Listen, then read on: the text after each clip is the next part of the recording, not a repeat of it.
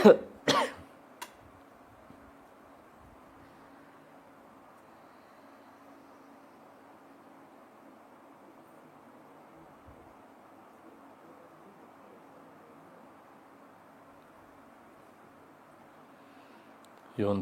ಪ್ರವಿಶ್ಯ ಮಮ ವಾಚಮಿಮಾಂ ಪ್ರಸುಪ್ತಾಂ ಸಂಜೀವಯತ್ಯಖಿಲಶಕ್ತಿಧರಸ್ವಧಾಮ್ನಾ ಅನ್ಯಾಂಶ್ಚ ಹಸ್ತಚರಣಶ್ರವಣತ್ವಗಾದೀನ್ ಪ್ರಾಣಾನ್ನಮೋ ಭಗವತೆ ಪುರುಷಾಯ ತುಭ್ಯಂ. ಯಾ ವರ್ಣಪದವಾಕ್ಯಾರ್ಥಗದ್ಯಪದ್ಯಸ್ವರೂಪಿಣಿ ವಾಚಿನರ್ತಯತು ಕ್ಷಿಪ್ರಂ ಮೇಧಾನ್ ದೇವಿ ಸರಸ್ವತಿ. ಶ್ರುತಿಸ್ಮೃತಿಪುರಾಣಾನಾಂ ಆಲಯಂ ಕರುಣಾಲಯಂ ನಮಾಮಿ ಭಗವತ್ಪಾದಂ ಶಂಕರಂ ಲೋಕಶಂಕರಂ.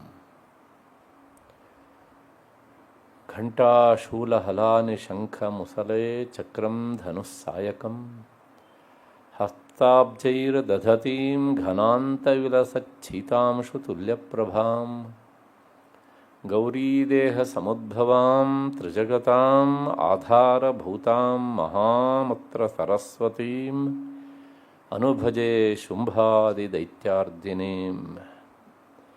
ದೃಶಾದ್ರಾಘೀಯಸ್ಯ ಧರದಲಿತನೀಲೋತ್ಪಲರುಚ ದವೀಯಾಂಸಂ ದೀನಂ ಸ್ನಪಯ ಕೃಪಯಾ ಮಾಮಪಿ ಶಿವೆ.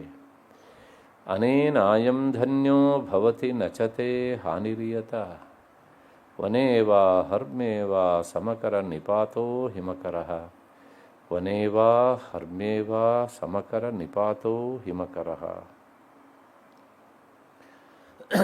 ನನ್ನ ಎಲ್ಲ ಅಧ್ಯಾತ್ಮ ಬಂಧುಗಳೇ, ಈ ಸರಣಿಗೆ ದತ್ತಿ ನ್ಯಾಸಕರ್ತರಾಗಿ ಮತ್ತು ಪ್ರಾಯೋಜಕರಾಗಿ ಸಹಕರಿಸ್ತಾ ಇರುವಂಥ ಎಲ್ಲ ಆ ಪರಿವಾರ ಸದಸ್ಯರೇ, ಹಿರಿಯರೇ, ನನ್ನ ಮತ್ತು ನಿಮ್ಮೆಲ್ಲರ ಬುದ್ಧಿ ಗುಹೆಯನ್ನು ಬೆಳಗ್ತಾ ಇರುವಂತಹ ಚಂಡಿಕಾ ಪರಮೇಶ್ವರಿಯನ್ನು ಮಹಾಚೈತನ್ಯ ಸ್ವರೂಪಿಣಿಗೆ ಅನಂತ ಪ್ರಣಾಮಗಳನ್ನು ಸಲ್ಲಿಸಿ ಈ ದಿನದ ಚಿಂತನೆಗೆ ಮುಂದಾಗ್ತಾ ಇದ್ದೇನೆ. ನಾವು ದುರ್ಗಾ ಸಪ್ತಶತಿಯ 13ನೆಯ ಅಧ್ಯಾಯದ ಕೊನೆಯ ಘಟ್ಟದಲ್ಲಿ ಇದ್ದೇವೆ. ಇನ್ನು 2 ಶ್ಲೋಕಗಳ ಬಗ್ಗೆ ಮಾತ್ರ ನಾನು ಹೇಳಬೇಕಾದದ್ದು ಉಳಿದಿದೆ. ಅದರ ಅರ್ಥವನ್ನು ಹೇಳಿಬಿಟ್ಟಿದ್ದೇನೆ.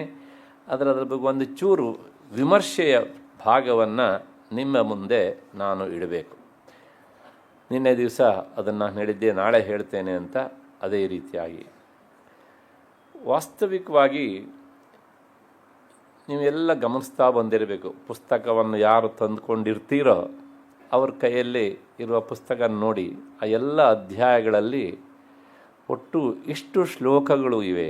ಶ್ಲೋಕ ಮೀನ್ಸ್ ಶ್ಲೋಕ ಅಂತ ಹೇಳಿದರೆ ಅದಕ್ಕೆ ಅರ್ಥ ಮಂತ್ರ ಅಂತ ಅರ್ಥ. ಆ ಮಂತ್ರ ಅದು ಕೆಲವು ಸಲ 32 ಅಕ್ಷರದ್ದಾಗಿರಬಹುದು, ಅಥವಾ ಅದಕ್ಕೂ ಹೆಚ್ಚು ಅಕ್ಷರಗಳನ್ನೊಳಗೊಂಡಂತಹ ಮಂತ್ರ ಆಗಿರಬಹುದು, ಅಥವಾ 16 ಅಕ್ಷರಗಳನ್ನು ಒಳಗೊಂಡಂತಹದ್ದಿರ್ಬೋದು, ಅಥವಾ ಸುಮ್ಮನೆ ಋಷಿವಾಚ ರಾಜೋವಾಚ ಅಂತ ಇಂತಹದ್ದು ಆಗಿರ್ಬೋದು. ಇದಕ್ಕೆಲ್ಲ ಉವಾಚ ಮಂತ್ರ ಅಂತ ಹೆಸರು ಅಂತ ನಾನು ಈಗಾಗಲೇ ಹೇಳಿದ್ದೇನೆ. ಅಕಸ್ಮಾತ್ತಾಗಿ 16 ಅಕ್ಷರಗಳ ಒಂದು ಶ್ಲೋಕ ಬಂದರೆ ಅದಕ್ಕೆ ಅರ್ಧ ಮಂತ್ರ ಅಂತ ಹೆಸರು. ಇನ್ನು 32 ಅಕ್ಷರ ಅಥವಾ ಅದಕ್ಕಿಂತ ಹೆಚ್ಚು ಅಕ್ಷರಗಳುಳ್ಳಂತಹ ಶ್ಲೋಕಗಳಿಗೆ ಅದು ಪೂರ್ಣ ಮಂತ್ರ ಅಂತ ಹೆಸರು. ಇಷ್ಟು ಹಿನ್ನೆಲೆಯಲ್ಲಿ ಈಗ ನೀವು ಗಮನಿಸಬೇಕು, ಈ ದುರ್ಗಾ ಸಪ್ತಶತಿಯ ಎಲ್ಲ ಅಧ್ಯಾಯಗಳ ಕೊನೆಯಲ್ಲೂ ಸಹ ಈ ಥರ ಶ್ಲೋಕಗಳ ಮಂತ್ರಗಳ ಪುನರುಕ್ತಿ ಅಂದರೆ ಇನ್ನೊಮ್ಮೆ ಹೇಳುವುದು ಅನ್ನೋದು ಇಲ್ಲ. ಗಮನಿಸಿದ್ದೀರಾ ನೀವು? ಆದರೆ ಈ 13ನೇ ಅಧ್ಯಾಯದಲ್ಲಿ ಮಾತ್ರ ಅದು ಹೀಗೆ ಕೊನೆಗೊಳ್ಳುತ್ತದೆ. ಏವಂ ದೇವ್ಯಾ ವರಂ ಲಬ್ಧ್ವಾ, ಅಲ್ಲ ಅದಕ್ಕಿಂತ ಹಿಂದೆ ಇತಿ ದತ್ವಾ ತಯೋರ್ದೇವಿ 26ನೇ ಮಂತ್ರ ನೋಡಿ. ಇತಿ ದತ್ವಾ ತಯೋರ್ದೇವಿ ಯಥಾಭಿಲಷಿತಂ ವರಂ ಬಭೂವಾಂತರಹಿತಾ ಸದ್ಯೋ ಭಕ್ತ್ಯಾ ತಾಭ್ಯಾಂ ಅಭಿಷ್ಟುತ. ಸುರಥ ಮತ್ತು ವೈಶ್ಯರಿಂದ ಸ್ತುತಿಸಲ್ಪಟ್ಟಂತಹ ದೇವಿ ಅವರಿಗೆ ವರವನ್ನು ಕೊಟ್ಟು, ಸುರಥನಿಗೆ 2, ಸುಮೇಧನಿಗೆ 1 ವರವನ್ನು ಕೊಟ್ಟು ಅವಳು ಅದೃಶ್ಯದಾಳಾದಳು ಎನ್ನುವಂಥದ್ದು 26ನೇ ಮಂತ್ರದ ಅರ್ಥ.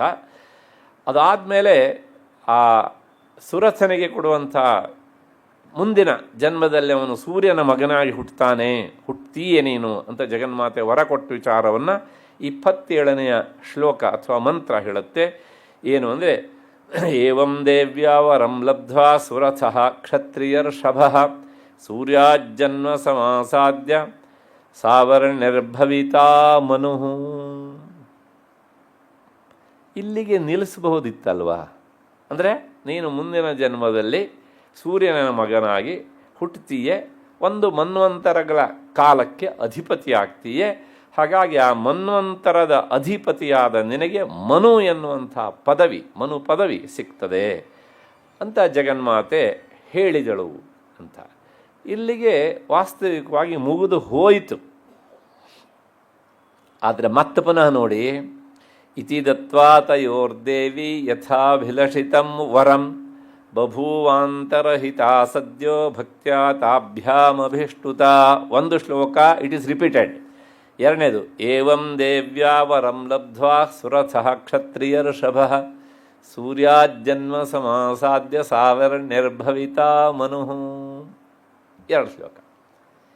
ಈ 2 ಶ್ಲೋಕಗಳನ್ನು ಯಾಕೆ ರಿಪೀಟ್ ಮಾಡಿದ್ದಾರೆ ಅನ್ನೋದು ಒಂದು ಮೂಲಭೂತವಾದಂಥ ಪ್ರಶ್ನೆ. ಇದಕ್ಕೆ 2 ರೀತಿಯ ಸಮಾಧಾನ. ಮೊದಲನೇ ಸಮಾಧಾನದಿಂದ ಅದು ಸಮಾಧಾನ ಅಷ್ಟೇ, ನಾ ಹೇಳೋ ಆ ಸಮಾಧಾನ. ಆದರೆ 2ನೇ ಸಮಾಧಾನದಿಂದ ಅದಕ್ಕೆ ಪರ್ಫೆಕ್ಟ್ ಆದಂಥ ಉತ್ತರ ಸಿಗ್ತದೆ ನಮಗೆ. ಏನು ಅಂದರೆ, ಸಾಮಾನ್ಯವಾಗಿ ನಮ್ಮಲ್ಲಿ ಯಾವುದೇ ಒಂದು ಗ್ರಂಥವನ್ನು ಮುಗಿಸುವಾಗ ಆ ಕೊನೆಯ ಸಾಲನ್ನು ಇನ್ನೊಮ್ಮೆ ಹೇಳುವಂಥದ್ದು ಒಂದು ಕ್ರಮ. ಏನದು ಮಂಗಳಕರವಾಗಿ ಮುಕ್ತಾಯವಾಗಲಿ ಅಂಥೇಳಿ. ಎಲ್ಲ ಉಪನಿಷತ್ತಲ್ಲೂ ನೋಡಿ ನೀವು, ಕೊನೆಗೆ ಓಂ ಶಾಂತಿ ಶಾಂತಿ ಶಾಂತಿ ಅಂತ ಬರುತ್ತೆ. ಸುಮ್ಮನೆ ಶಾಂತಿ ಅಂತ ಹೇಳಿದರೆ ಸಾಕಿತ್ತು ಅಲ್ವಾ? ಸುಮ್ಮನೆ ಯಾಕೆ 2 ಸಲ ಶಾಂತಿ ಶಾಂತಿ ಶಾಂತಿ ಅಂತ, ಒಂದು ಸಲ ಶಾಂತಿ ಅಂತ ಹೇಳಿದರೆ ಸಾಕಿತ್ತಲ್ವಾ? ಯಾಕೆ ಹೇಳಬೇಕು ಅಂದರೆ, ನಮ್ಮಲ್ಲಿ ಯಾವುದೂ ವ್ಯರ್ಥವಾಗಿ ಹೇಳೋದಿಲ್ಲ, ಯಾವುದನ್ನು ಸಹ ವ್ಯರ್ಥವಾಗಿ ಪ್ರಯೋಗ ಮಾಡೋದೂ ಇಲ್ಲ. ಅದಕ್ಕೊಂದು ಬಲವಾದ ಕಾರಣ ಇರಲೇಬೇಕು. ಹಾಗಿದ್ರೆ ಅಲ್ಲಿ ಶಾಂತಿ ಅಂತ ಯಾಕೆ ಹೇಳಬೇಕು ಹೇಳಿದರೆ, ಆಧ್ಯಾತ್ಮಿಕ, ಆದಿಭೌತಿಕ, ಆದಿದೈವಿಕ ಎನ್ನುವಂಥ ಈ ತಾಪತ್ರಯಗಳು ನಿವಾರಣೆ ಆಗಲಿ ಅಂತ ನಾವು ಎಲ್ಲವೂ ಶಾಂತವಾಗಲಿ ಅಂತ 3 ಸಲ ಹೇಳ್ತೇವೆ. ಇನ್ನು ಕೆಲವು ಕಡೆಗೆ ಏನು ಮಾಡ್ತೇವೆ ಹೇಳಿದರೆ, ಮಂಗಳಕ್ಕೋಸ್ಕರ ಇನ್ನೊಂದು ಸಲ ಹೇಳ್ತೇವೆ. ಸಾಮಾನ್ಯವಾಗಿ ಈ ಸಂಗೀತಗಾರರು ಅವರ ಕಾರ್ಯಕ್ರಮವನ್ನು ಮುಗಿಸುವಾಗ ಭೈರವಿ ರಾಗದಲ್ಲಿ ತಂದು ನಿಲ್ಲಿಸ್ತಾರಲ್ಲ, ಹಾಗೆ ಒಂದು ಕ್ರಮ. ಹಾಗೆ ಇಲ್ಲೂ ಸಹ ಈ ಶ್ಲೋಕಗಳನ್ನು, ಕೊನೆಯ ಶ್ಲೋಕವನ್ನು ಅಂದರೆ ಯಾವುದು ಅಂತಂದರೆ ಏವಂ ದೇವ್ಯಾ ವರಂ ಲಬ್ಧ್ವಾ, ಇದು ಒಂದನ್ನೇ ರಿಪೀಟ್ ಮಾಡಿದರೂ ಸಹ ಅದು ಮಂಗಳ ಸೂಚಕವಾದಂಥದ್ದು, ಮಂಗಳ ಸೂಚಕವಾಗಿ ಗ್ರಂಥ ಅಂತ್ಯವಾಗ್ತದೆ ಅಂತ ಹೇಳೋದಕ್ಕೋಸ್ಕರ ಹೇಳಿದ್ದಾರೆ ಅಂತ ನಾವು ಸಮಜಾಯಿಷಿಯನ್ನು ಕೊಡಬಹುದಿತ್ತು. ಆದರೆ ಇಲ್ಲಿ ಕೊನೆಯದು ಮತ್ತು ಅದಕ್ಕಿಂತ ಹಿಂದಿನದು ಅಂದರೆ ಅಂತ್ಯವಾದದ್ದು, ಉಪಾಂತ್ಯವಾದದ್ದು, ಈ ಎರಡನ್ನೂ ಸಹ 2 ಸಲ ಹೇಳಿದ್ದಾರೆ. 2 ಶ್ಲೋಕಗಳನ್ನು 2 ಸಲ ಹೇಳಿದ್ದಾರೆ. ಇದು ಮೂಲಭೂತವಾಗಿ ಕಾಡುವ ಪ್ರಶ್ನೆ. ಒಂದು, 2ನ್ನು ಸೇರಿಸಿ ಇದು ಮಂಗಳಕರವಾಗಿ ಮುಕ್ತಾಯವಾಯಿತು ಅಂತಂತಹ ಸಮಾಧಾನದ ಹಿನ್ನೆಲೆಯಲ್ಲಿ ಹೇಳಿದ್ದಾರೆ ಅಂತ ಅಂದ್ಕೊಂಡ್ಬೋಣ. ಯಾಕೆಂದರೆ ಕೊನೆಯ ಶ್ಲೋಕವನ್ನು ಇನ್ನೊಮ್ಮೆ ಹೇಳುವಂಥ ಕ್ರಮ ನಮ್ಮಲ್ಲಿ ಉಂಟು. ಹಾಗಾಗಿ ಈ ಏವಂ ದೇವ್ಯ ಅನ್ನೋದುಂಟಲ್ಲ, 29ನೇ ಶ್ಲೋಕ, ಇದನ್ನು ಒಂದೇ ಹೇಳಿದರೆ ಸಾಕಿತ್ತು.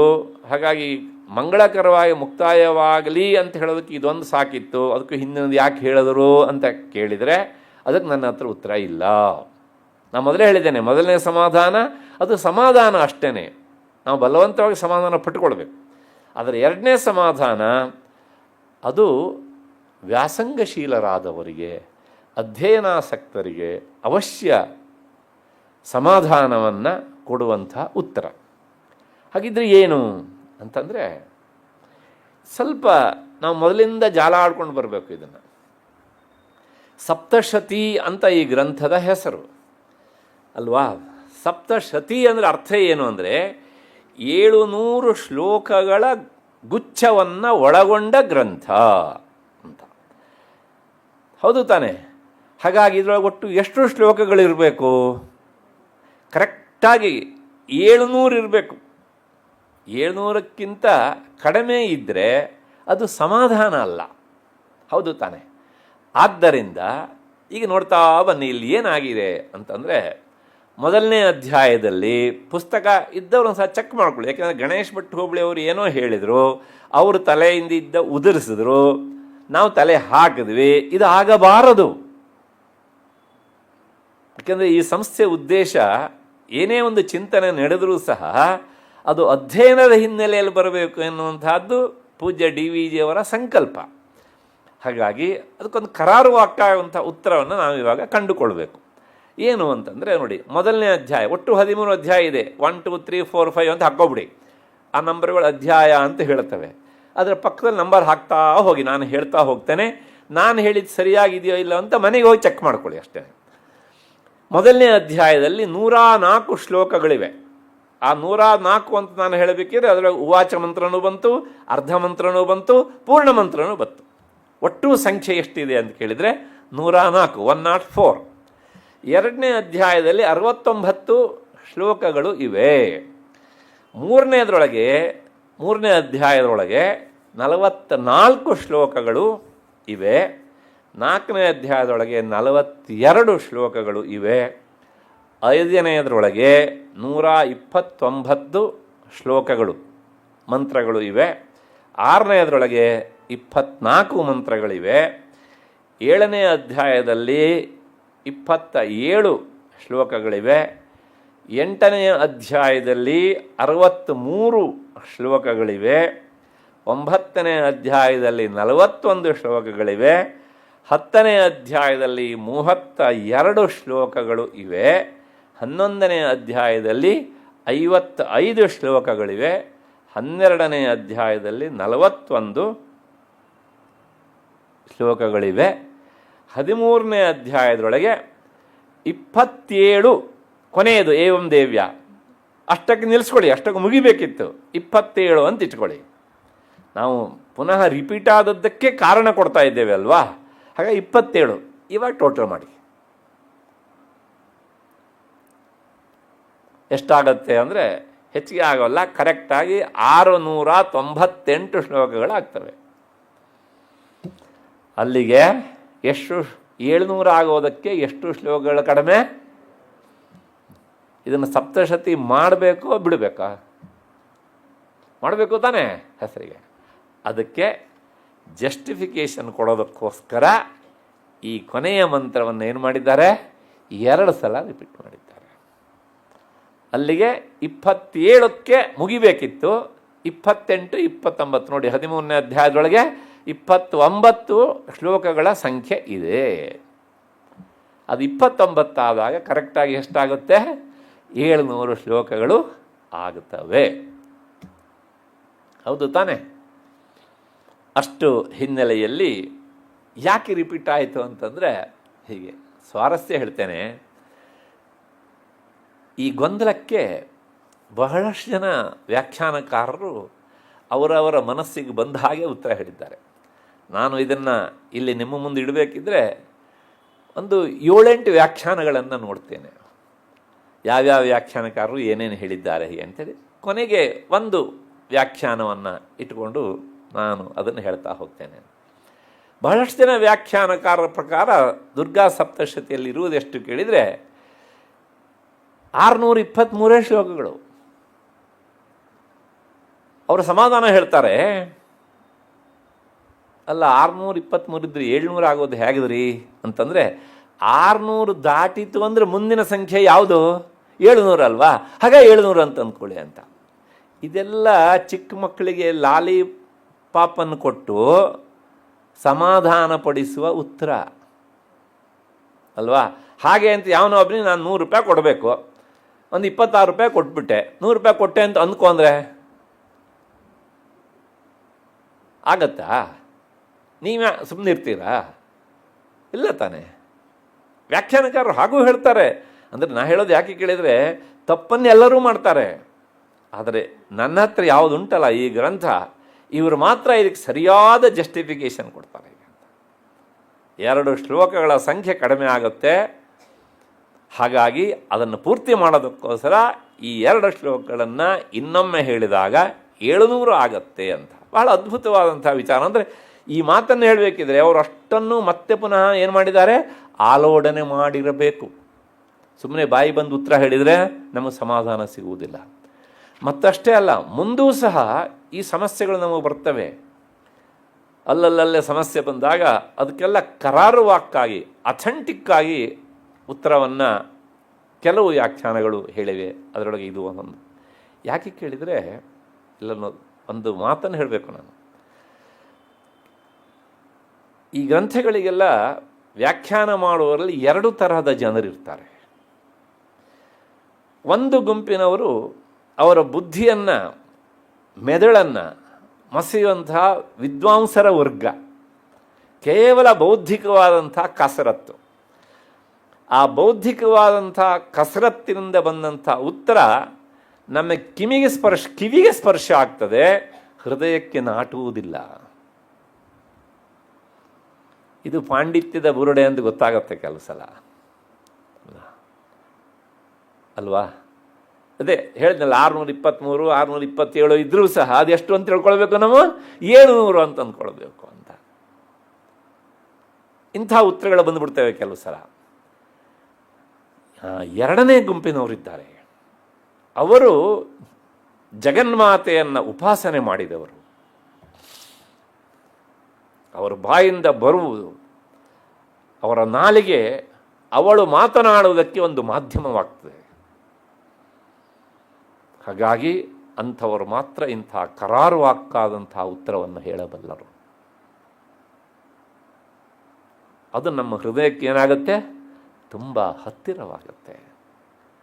ಹಾಗಾಗಿ ಉಪಾಸಕರು ಮತ್ತು ಜಗನ್ಮಾತೆಯನ್ನು ನಿರಂತರ ಆರಾಧಿಸುವಂತಹ ಆ ಜ್ಞಾನಿಗಳಿದ್ದಾರಲ್ಲ, ಅವರು ಹೇಳುವ ಮಾತು ಅದು ಜಗನ್ಮಾತೆಯ ಬಾಯಿಯಿಂದಲೇ ಬಂದಂಥ ಉತ್ತರ ಆಗಿರ್ತದೆ. ಅಂಥ ಉತ್ತರಗಳಲ್ಲಿ ಇದು ಒಂದು. ಯಾಕೆಂದರೆ ಇಂಥ ವ್ಯಾಖ್ಯಾನವನ್ನು ಬರೋದು, ನಾನು ಮೊದಲೇ ಹೇಳಿದ್ದೇನೆ 2 ಥರದ ಜನರು ಇರ್ತಾರೆ ಅಂತ. ಕೇವಲ ಪಾಂಡಿತ್ಯ ಎಂದು ಹೇಳಿದಂಥ ಉತ್ತರ ಅದು ಜನರ ಹೃದಯಕ್ಕೆ ಸ್ಪರ್ಶ ಆಗುವುದಿಲ್ಲ. ಉಪಾಸಕರಿಂದ ಬಂದಂಥದ್ದು ಉಂಟಲ್ಲ, ಅದು ಜನರ ಹೃದಯವನ್ನು ಮುಟ್ತದೆ. ಎಂಥ ಉತ್ತರನಪ್ಪ ಹೀಗೆ ಅಂತ ಪ್ರಾಮಾಣಿಕವಾಗಿ ಹೇಳ್ತಾರೆ ಅವರು. ಇಲ್ಲಿ ನೋಡ್ಕೊಂಡು ಹೋಗಿ ಅಪ್ಪ, ಕೊನೆಗೆ 700 ಆಗುವುದಕ್ಕೆ 2 ಶ್ಲೋಕಗಳ ಸಂಖ್ಯೆ ಕಡಿಮೆ ಆಗುತ್ತೆ ಅಂತ. ಹಾಗಾಗಿ ಆ ಉತ್ತರ ನಮಗೆ ತೀರಾ ಹತ್ತಿರ ಆಗಿಬಿಡುತ್ತದೆ.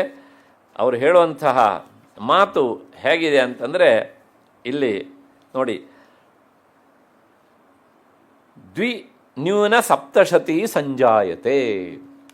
ದ್ವಿನ್ಯೂನ ಸಪ್ತಶತಿ ಸಂಜಾಯತೆ ಅಂದರೆ 700ಕ್ಕೆ 2 ಕಡಿಮೆಯಾದಂತಹ ಸಂಖ್ಯೆ ಬಂದು ನಿಲ್ಲುತ್ತೆ. 698 ಆಗುತ್ತೆ. ಅಷ್ಟರಿಂದ 700 ಅಂತ ನಾವು ಹೇಳೋಕ್ಕಾಗೋಲ್ಲ. ಆದ್ದರಿಂದ ಏನು ಮಾಡಬೇಕಂದ್ರೆ, ತತ್ಪರಿಪೂರ್ತೆಯೇ ಆ 700 ಅನ್ನೋ ಸಂಖ್ಯೆಯನ್ನು ನಾವು ಮುಟ್ಟಲೇಬೇಕು. ಅದಕ್ಕೋಸ್ಕರ ಇತಿ ದತ್ವಾ ತಯೋರ್ದೇವಿ, ಈ ಒಂದು ಮಂತ್ರ ಶ್ಲೋಕ, ಮತ್ತು ಏವಂ ದೇವ್ಯಾ ವರಂ ಲಬ್ಧ್ವಾ ಇತಿ ಚ ಅಂತ್ಯಶ್ಲೋಕದ್ವಯಂ ಸರ್ವಾಂತೆ ಪುನರುಚ್ಚಾರ್ಯಂ. ಇದನ್ನು ಇಡೀ ಅಧ್ಯಾಯದ ಕೊನೆಯಲ್ಲಿ 2 ಸಲ ಉಚ್ಚರಿಸಬೇಕು. ಆಗ ನಿಮ್ಮ ಉಚ್ಚಾರಣೆಯ ಶ್ಲೋಕ ಸಂಖ್ಯೆ ಎಷ್ಟಾಗತ್ತೆ, 700 ಆಗತ್ತೆ. ಹೀಗೆ ಸಮಾಧಾನವನ್ನು ಕೊಡ್ತಾರೆ. ಇಯಂ ಅಂತ್ಯಶ್ಲೋಕದ್ವಯಸ್ಯ ಪುನರಾವೃತ್ತಿ ಹೋಮಾದವು ಸಪಲ್ಲವ ಪಾಠಾದವು ಚ ಕಾರ್ಯ. ಅದ್ರ ಜೊತೆಗೆ ಇನ್ನೊಂದು ವಿಚಾರ ಹೇಳ್ತಾರೆ. ಈ ದುರ್ಗಾ ಸಪ್ತಶತಿಯ ಅಧ್ಯಯನ ಅಂತ ಹೇಳೋದಕ್ಕಿಂತ ಇದೊಂದು ಅನುಷ್ಠಾನ ಪ್ರಧಾನವಾದಂಥದ್ದು, ಕಾಮನಾಪೂರ್ತಿಯನ್ನು ಮಾಡುವಂಥ ಗ್ರಂಥ. ಬೇರೆ ಬೇರೆ ಬೇರೆ ಬೇರೆ ಅಪೇಕ್ಷೆಗಳಲ್ಲಿ ಈ ಗ್ರಂಥವನ್ನು ಪಾರಾಯಣ ಮಾಡುವಷ್ಟು ಇನ್ಯಾವ ಗ್ರಂಥವನ್ನು ಮಾಡೋದಿಲ್ಲ. ದಕ್ಷಿಣ ಭಾರತದಲ್ಲೂ ಹಾಗೆ, ಉತ್ತರ ಭಾರತದಲ್ಲೂ ಹಾಗೆ. ಅಷ್ಟು ಅಂದರೆ ಭಕ್ತರ ಕಾಮನೆಯನ್ನು ಈಡೇರಿಸುವ ಒಂದು ರೀತಿಯ ಚಿನ್ನದ ಮೊಟ್ಟೆ ಇದು. ಅದಕ್ಕೆ ಅಂತಲೇ ಸಪ್ರೇಟ್ ವಿಷಯ ಹೇಳಬೇಕು, ಅಷ್ಟರ ಮಟ್ಟಿಗುಂಟು. ಹಾಗಾಗಿ ಏನಾಗತ್ತೆ ಅಂತಂದರೆ, ಇದಕ್ಕೆ ಈ 700 ಶ್ಲೋಕಗಳಿದ್ದಾವಲ್ಲ, ಆ 700 ಶ್ಲೋಕಗಳು ಆದ ಮೇಲೆ ನಿಮಗೆ ಏನಾದರೂ ತೊಂದರೆ ಬಂದಿದ್ದ ಪಕ್ಷದಲ್ಲಿ, ಅಥವಾ ನಿಮ್ಮ ಕಾಮನೆಯನ್ನು ಪಡಿಬೇಕು ಅಂತ ಇದ್ದ ಪಕ್ಷದಲ್ಲಿ, ಅಂತಹ ಅರ್ಥವನ್ನು ಪ್ರತಿ ಶ್ಲೋಕದ ಕೊನೆಯಲ್ಲಿ, ಅರ್ಥ ಇರುವ ಮಂತ್ರವನ್ನು ಪ್ರತಿ ಶ್ಲೋಕದ ಕೊನೆಯಲ್ಲಿ ಹೇಳಬೇಕು. ಆಗ 700 ಗುಣಿಸು 2 ಎಷ್ಟಾಯಿತು? 1400 ಶ್ಲೋಕಗಳಾಗ್ತವೆ. ಅದಕ್ಕೆ ಪಲ್ಲವ ಪಾರಾಯಣ ಅಂತ ಹೆಸರು. ಈ ಉದಾಹರಣೆಗೆ ತುಂಬ ಏನೋ ತೊಂದರೆ ಬಂದ್ಬಿಟ್ಟಿದೆ, ಕಷ್ಟದ ಮೇಲೆ ಕಷ್ಟ, ಅಂಥವರಿಗೆ ಪ್ರತಿ ಶ್ಲೋಕ ಆದ ಮೇಲೆ, ಪ್ರತಿ ಶ್ಲೋಕ ಅಂದರೆ ಇವನ್ನು ಉವಾಚ ಮಂತ್ರನೂ ಸೇರಿ, ದುರ್ಗೆ ಸ್ಮೃತ ಹರಸಿ ಭೀತಿಮಶೇಷಜಂತೋ ಸ್ವಸ್ಥೈ ಸ್ಮೃತಿ ಅತೀವ ಶುಭಾಂ ದದಾಸಿ ಅನ್ನುವಂಥ ಈ ಮಂತ್ರವನ್ನು ಹೇಳಿ ಪಾರಾಯಣ ಮಾಡಿಸಿ. ಅದರಿಂದ ಏನಾಗುತ್ತೆ? ನಿನಗೆ ಬಂದಂಥ ಆಪತ್ತು ಪರಿಹಾರವಾಗತ್ತೆ. ಅಥವಾ ಇನ್ಯಾವುದೋ ವಿಶೇಷವಾದ ಕಾಮನೆ ಉಂಟು, ಶರಣಾಗತ ದೀನಾರ್ಥ ಪರಿತ್ರಾಣ ಪರಾಯಣೆ ಸರ್ವಸ್ಯಾರ್ಥಿ ಹರೇ ದೇವಿ ನಾರಾಯಣಿ ನಮೋಸ್ತುತೆ, ಈ ಮಂತ್ರ ಮತ್ತು ಅಲ್ಲೇ ಉಂಟು. ಆ ಮಂತ್ರ ಹೇಳುವಾಗ ಮತ್ತೆ ಇದನ್ನು ಹೇಳಬೇಕು. ಹೀಗೆ ಮಾಡುವ ವಿಧಾನಕ್ಕೆ ಪಲ್ಲವ ಪಾರಾಯಣ ಅಂತ ಹೆಸರು. ಅಂತಹ ಸಂದರ್ಭದಲ್ಲಿ ಈ 13ನೇ ಅಧ್ಯಾಯದಲ್ಲಿ ಹೇಳಿದಂಥ ಕೊನೆ 2 ಉಂಟಲ್ಲ, ಇವುಗಳನ್ನು ಮಸ್ಟ್ ಆ್ಯಂಡ್ ಶುಡ್ ಹೇಳಲೇಬೇಕು. ಇದು ಒಂದು ಪಲ್ಲವದಕ್ಕೆ. ಇನ್ನೊಂದುಂಟು, ಅದು ಅತ್ಯಂತ ಟಫ್. ದುರ್ಗಾ ಸಪ್ತಶತಿಯ ಮೊದಲ ಶ್ಲೋಕದ ಪ್ರಾರಂಭದಲ್ಲಿ ನೀವು ಆಯ್ಕೆ ಮಾಡಿಕೊಂಡಂತಹ ಮಂತ್ರವನ್ನು ಹೇಳಬೇಕು ಮೊದಲು. ಆಮೇಲೆ ಇದನ್ನು ಹೇಳಬೇಕು, ದುರ್ಗಾ ಸಪ್ತಶತಿಯ ಮಂತ್ರವನ್ನು. ಆಮೇಲೆ ಮತ್ತೆ ಪುನಃ ಆಯ್ಕೆ ಮಾಡಿಕೊಂಡಂತಹ ಮಂತ್ರವನ್ನು ಹೇಳಬೇಕು. ಅಂದರೆ ಇಲ್ಲಿರುವ ಶ್ಲೋಕದ ಎಡಕ್ಕೆ, ಅಂದರೆ ಪೂರ್ವದಲ್ಲಿ ಬಲಕ್ಕೆ ಅನಂತರ ಏನಾಗಿರಬೇಕು? ನೀವು ಯಾವುದನ್ನು ಅಪೇಕ್ಷೆ ಪಡ್ತೀರೋ ಆ ಮಂತ್ರವನ್ನು ಹೇಳಬೇಕು. ಇದಕ್ಕೆ ಸಂಪುಟೀಕರಣ ಪಾರಾಯಣ ಅಂತ ಹೆಸರು. ಈ ಸಂದರ್ಭದಲ್ಲೂ ಇದನ್ನು ಹೇಳಲೇಬೇಕು. ಮತ್ತು ಹೋಮ ಮಾಡಬೇಕಿದ್ರೂ ಸಹ, ಜಗನ್ಮಾತೆಗೆ ಆಹುತಿ ಕೊಡಬೇಕಿದ್ರೂ ಸಹ 700 ಶ್ಲೋಕಗಳಲ್ಲಿ ಕೊರತೆ ಆಗಬಾರ್ದಲ್ಲ. ಹಾಗಾಗಿ ಆಗಲೂ ಸಹ ಇದನ್ನು ಹೇಳಬೇಕು. ಸುಮ್ಮನೆ ಪಾರಾಯಣ ಮಾಡಬೇಕಿದ್ರೆ ಹೇಳಲೇಬೇಕು ಎನ್ನುವ ನಿಯಮ ಇಲ್ಲ. ಆವಾಗ 698 ಆಗುತ್ತಲ್ಲ, ಅಂದರೆ 698 ಆಗುತ್ತೆ. ಸರ್ಕಾರದ ಒಂದು ಲೆಕ್ಕ ಉಂಟಲ್ಲ, ಈ ಉದಾಹರಣೆ ನಿಮಗೆ 755 ಪೈಸೆ ಬಂದಿರುತ್ತೆ, ಅವನು ಎಲ್ಲಿಗೆ ಪೂರ್ತಿ ಮಾಡ್ತಾನೆ ಅದನ್ನು 8 ರೂಪಾಯಿ ಮಾಡ್ತಾನೆ. ಈ ನ್ಯಾಯ. ಅಷ್ಟು ಹಿನ್ನೆಲೆಯಲ್ಲಿ ಈ ವಿವರಣೆ. ಇದೆಲ್ಲ ಸುಮ್ಮನೆ ಪಾರಾಯಣ ಮಾಡುವವರಿಗೆ ಬೇಕೋ ಬೇಕು, ಬೇಡೋ ಬೇಡ. ಅದು ದುರ್ಗಾ ಸಪ್ತಶತಿಯನ್ನು ಅಧ್ಯಯನ ಮಾಡಬೇಕು, ಇದನ್ನು ಪೂರ್ತಿಯಾಗಿ ತಿಳ್ಕೊಳ್ಬೇಕು ಅಂತ ಯಾರು ಬಯಸ್ತಾರೋ ಅಂಥವರಿಗೆ ಈ ಅಧ್ಯಯನ ಪ್ರಧಾನವಾದಂಥ ವಿಷಯಗಳು ಬೇಕು. ಏಕೆಂದರೆ ಇವು ಸಿಗುವುದು ಬಹಳ ವಿರಳ. ಅಷ್ಟು ಹಿನ್ನೆಲೆಯಲ್ಲಿ ಏವಂ ದೇವ್ಯಾ ವರಂ ಲಬ್ಧ್ವಾ ಸುರಥಃ ಕ್ಷತ್ರಿಯರ್ಷಭಃ ಸೂರ್ಯಾಜನ್ಮ ಸಮಾಸಾದ್ಯ ಸಾವರ್ಣಿ ಭವಿತಾ ಮನು. ನೀನು ಸೂರ್ಯ ಸಾವರಣೆ ಆಗ್ತೀಯೇ, ಮನು ಆಗ್ತೀಯೇ ಅಂತ ಒಂದರ್ಥ. ಮನು ಅನ್ನೋದಕ್ಕೆ ಅರ್ಥ ಮಂತ್ರ ಅಂತ ಅರ್ಥ. ನಿನ್ನೆ ದಿವಸ ನಾನು ಹೇಳಿದ್ದೆ. ಹಾಗಾಗಿ ಹೀಗೆ ಈ ಮಂತ್ರಗಳ ಕ್ರಮ ಮುಗೀತದೆ ಎನ್ನುವುದು ಅದರ ಇನ್ನೊಂದು ಅರ್ಥ. ದಯವಿಟ್ಟು ದುರ್ಗಾ ಸಪ್ತಶತಿ ಪಾರಾಯಣವರೆಲ್ಲ ಈ ವಿಷಯವನ್ನು ಕೇಳಲಿಕ್ಕೆ ಹೋಗಬೇಡಿ. ಯಾಕೆಂದರೆ ಪಾಪ ಅವರಿಗೆ ಗೊತ್ತಿರೋದಿಲ್ಲ. ಯಾಕೆಂದರೆ ಅವರು ಪಾರಾಯಣಕ್ಕಷ್ಟೇ ಸೀಮಿತವಾಗಿರ್ತಾರೆ, ಅಧ್ಯಯನಕ್ಕೆ ಅವರು ಮುಖ ಮಾಡಿ ಇರುವುದಿಲ್ಲ. ಹೀಗೆ ದುರ್ಗಾ ಸಪ್ತಶತಿಯ ಈ ಒಂದು ಅಧ್ಯಾಯ ಮುಗೀತದೆ. ಇತಿ ಮಾರ್ಕಂಡೇ ಪುರಾಣೆ ಸಾವರ್ಣಿಕೆ ಮನ್ವಂತರೆ ದೇವಿ ಮಾಹಾತ್ಮೆ ರಾಜ ವೈಶ್ಯ ವರಪ್ರದಾನಂ ನಾಮ 13 ಅಧ್ಯಾಯ ಅಂತ ಇಲ್ಲಿಗೆ ಈ ಅಧ್ಯಾಯ ಮುಗೀತದೆ. ಹಾಗಿದ್ರೆ ಮುಗಿದೇ ಹೋಯ್ತಾ ದುರ್ಗಾ ಸಪ್ತಶತಿ ಅಂದರೆ? ಇಲ್ಲ. ಯಾಕೆಂದರೆ ನಾನು ಮೊದಲೇ ಹೇಳಿದ್ದೇನೆ, ಇದು ಅನುಷ್ಠಾನ ಪ್ರಧಾನವಾದಂಥ ಗ್ರಂಥ, ಉಪಾಸನಾ ಪ್ರಧಾನವಾದ ಮಂತ್ರ ಗ್ರಂಥ. ಆದ್ದರಿಂದ ಇದಕ್ಕಿನ್ನು ಬೇರೆ ಬೇರೆ ವಿಚಾರಗಳೆಲ್ಲ ಇವೆ. ಇದಾದ ಮೇಲೆ ಮತ್ತು ಅಲ್ಲಿ ದೇವಿ ಸೂಕ್ತ ಅಂತ ಬರುತ್ತೆ. ನಿನ್ನೆ ದಿವಸ ನಾನು ಹೇಳಿದ್ದೆ, ಆ ಸಮಾಧಿ ಆ ದೇವಿ ಸೂಕ್ತವನ್ನೇ ಜಪಿಸ್ತಾ ಮತ್ತೆ ಮತ್ತೆ ಉಚ್ಚರಿಸ್ತಾ ಜಗನ್ಮಾತೆಯನ್ನು ಆರಾಧಿಸಿದ 3 ವರ್ಷಗಳ ಕಾಲ ಅಂತ. ಅದು ಶುರುವಾಗೋದು ಹೀಗೆ: ಅಹಂ ಸೋಮಮಾಹನಸಂ ಅಹಂ ರುದ್ರೇಭಿ ಅಂತ ಶುರುವಾಗುತ್ತೆ. ಅದು ಋಗ್ವೇದಕ್ಕೆ ಸಂಬಂಧಪಟ್ಟಂಥ ಮಂತ್ರ. ಆ ವೇದದ ವಿಚಾರವನ್ನು ನಾನಿಲ್ಲಿ ಹೇಳಲಿಕ್ಕೆ ಹೋಗೋದಿಲ್ಲ, ಯಾಕೆಂದರೆ ಅದರ ಅರ್ಥ ತುಂಬ ಗೂಢವಾದಂಥದ್ದು, ರಹಸ್ಯವಾದಂಥದ್ದು, ಅದಕ್ಕಿಂತ ಹೆಚ್ಚಿಗೆ ಸಭೆಗೆ ಬೇಡವಾದದ್ದು. ಅಷ್ಟು ಹಿನ್ನೆಲೆಯಲ್ಲಿ ಅಂಥ ದೇವಿ ಸೂಕ್ತವನ್ನು ಪಾರಾಯಣ ಮಾಡಿ ಆದ ಮೇಲೆ ಮತ್ತೆ ನಮಗೆ 3 ಅಧ್ಯಾಯಗಳು ಕಾಣ್ತವೆ ಗ್ರಂಥದಲ್ಲಿ. ಅವುಗಳ ಹೆಸರೇ ರಹಸ್ಯತ್ರಯ ಅಂತ. ಅಂದರೆ 3 ರಹಸ್ಯ ವಿಚಾರಗಳನ್ನು ಒಳಗೊಂಡಂತಹ 3 ಅಧ್ಯಾಯಗಳು ಇವೆ ಅಂತ ಅದರ ಒಟ್ಟು ಅರ್ಥ. ಮೊದಲನೇ ಅಧ್ಯಾಯಕ್ಕೆ ಹೆಸರೇ ಪ್ರಾಧಾನಿಕ ರಹಸ್ಯ ಅಂತ, 2ನೇದು ವೈಕೃತಿಕ ರಹಸ್ಯ ಅಂತ, 3ನೇದು ಮೂರ್ತಿ ರಹಸ್ಯ ಅಂತ. ಹೀಗೆ ಆ ಅಧ್ಯಾಯಗಳಲ್ಲಿ ವಿಚಾರಗಳು ಬರ್ತವೆ. ಅದಕ್ಕನುಗುಣವಾಗಿ ಇವುಗಳಿಗೆ ಹೆಸರು. ಏನು ಹಾಗಿದ್ರೆ ಅಂತಂದರೆ, ಇಲ್ಲಿ ಏನಾಗತ್ತೆ ನೋಡಿ, ಆ ಮೊದಲನೇ ಪ್ರಾಧಾನಿಕ ರಹಸ್ಯದೊಳಗೆ ಇದ್ದಕ್ಕಿದ್ದ ಹಾಗೆ ಮತ್ ಪುನಃ ರಾಜೋವಾಚ ಅಂತ ಪ್ರಾರಂಭ ಆಗುತ್ತೆ. ಪುಸ್ತಕ ಇದೆ ಅಂತ ಅಂದ್ಕೊಂಡಿದ್ದೇನೆ. ರಾಜೋವಾಚ ಅಂದರೆ ಸುರಥ ಮತ್ತೆ ಹೇಳಿದ ಅಂತ ಅರ್ಥ. 13ನೇ ಅಧ್ಯಾಯದಲ್ಲಿ ನಾವು ನೋಡಿದ್ದೇವೆ, ಸುಮೇಧ ಋಷಿ ಹೇಳ್ತಾನೆ, ಇದೆಲ್ಲದಕ್ಕೂ ಕಾರಣ ಅವಳಾದ್ದರಿಂದ ತಾಮುಪೈಹಿ ಮಹಾರಾಜ, ನೀನು ಜಗನ್ಮಾತೆಗೆ ಶರಣು ಹೋಗು, ಅವಳನ್ನು ಆರಾಧಿಸು ಅಂತ ಇಬ್ಬರಿಗೂ ಹೇಳಿ ಆದಮೇಲೆ ಅವರಿಬ್ಬರೂ ಸಹ ಅವನಿಗೆ ನಮಸ್ಕಾರ ಮಾಡಿ ಹೊರಟು ಹೋದರು. ಎಲ್ಲಿಗೆ ಹೋದರು? ನದೀ ತೀರಕ್ಕೆ ಹೋದರು. ಅಲ್ಲಿ ಮಣ್ಣಿನಿಂದ ಜಗನ್ಮಾತೆ ವಿಗ್ರಹವನ್ನು ಮಾಡಿ ಪುಷ್ಪ ಧೂಪ ಮುಂತಾದವುಗಳಿಂದ ಆಕೆಯನ್ನು ನಿರಂತರ 3 ವರ್ಷಗಳ ಕಾಲ ನಿಯಮಿತವಾಗಿ ಆರಾಧಿಸಿದ್ದಾರೆ. ಅಲ್ಲಿಗೆ ಸುಮೇಧ ಋಷಿ ಹೊರಟು ಹೋಗಿದ್ದಾನೆ. ಮತ್ತು ಈ ಸುರಥ ಮತ್ತು ವೈಶ್ಯರಿಬ್ಬರೂ ಸಹ ಅವ್ರ ಪಾಡಿ ನದಿ ತೀರಕ್ಕೆ ಬಂದಿದ್ದಾರೆ. ಅವರ ಸಂಪರ್ಕ ಆಯಿತು ಅನ್ನೋದಕ್ಕೆ ನಮಗೆ ಎಲ್ಲೂ ಗ್ರಂಥದಲ್ಲಿ ಆಧಾರ ಸಿಗುವುದಿಲ್ಲ. ಹೀಗಿರುವಾಗ ಅಲ್ಲಿ ಹೋದವರು ಮತ್ತು ಯಾವಾಗ ಬಂದರು, ಯಾವಾಗ ಈ ಋಷಿಯನ್ನು ಅವರು ಭೇಟಿಯಾದರು, ಮತ್ತು ಪುನಃ ಈ ಸುರಥ ಯಾವಾಗ ಅವರ ಹತ್ರ ಕೇಳಿದ, ಇದು ಒಂದು ನಮ್ಮನ್ನು ಕಾಡುವಂತಹ ಪ್ರಶ್ನೆ ಅಲ್ವಾ? ಒಂದ್ಸಲ ಹೊರಟು ಹೋಗಿ ಆದಮೇಲೆ ಆಯ್ತಪ್ಪ ಒಳ್ಳೇದಾಯ್ತು ಹೋಗಿ ಬನ್ನಿ ಅಂತ ಕಳಿಸಿ ಆದಮೇಲೆ ಮತ್ತು ಅವನೇ ಕೇಳ್ದ ಅಂದರೆ ಏನು ಅಲ್ಲಿವರೆಗೂ ಬಂದು ವಾಪಸ್ ಬಂದ ಅವನು? ಹಾಗಿಲ್ಲ.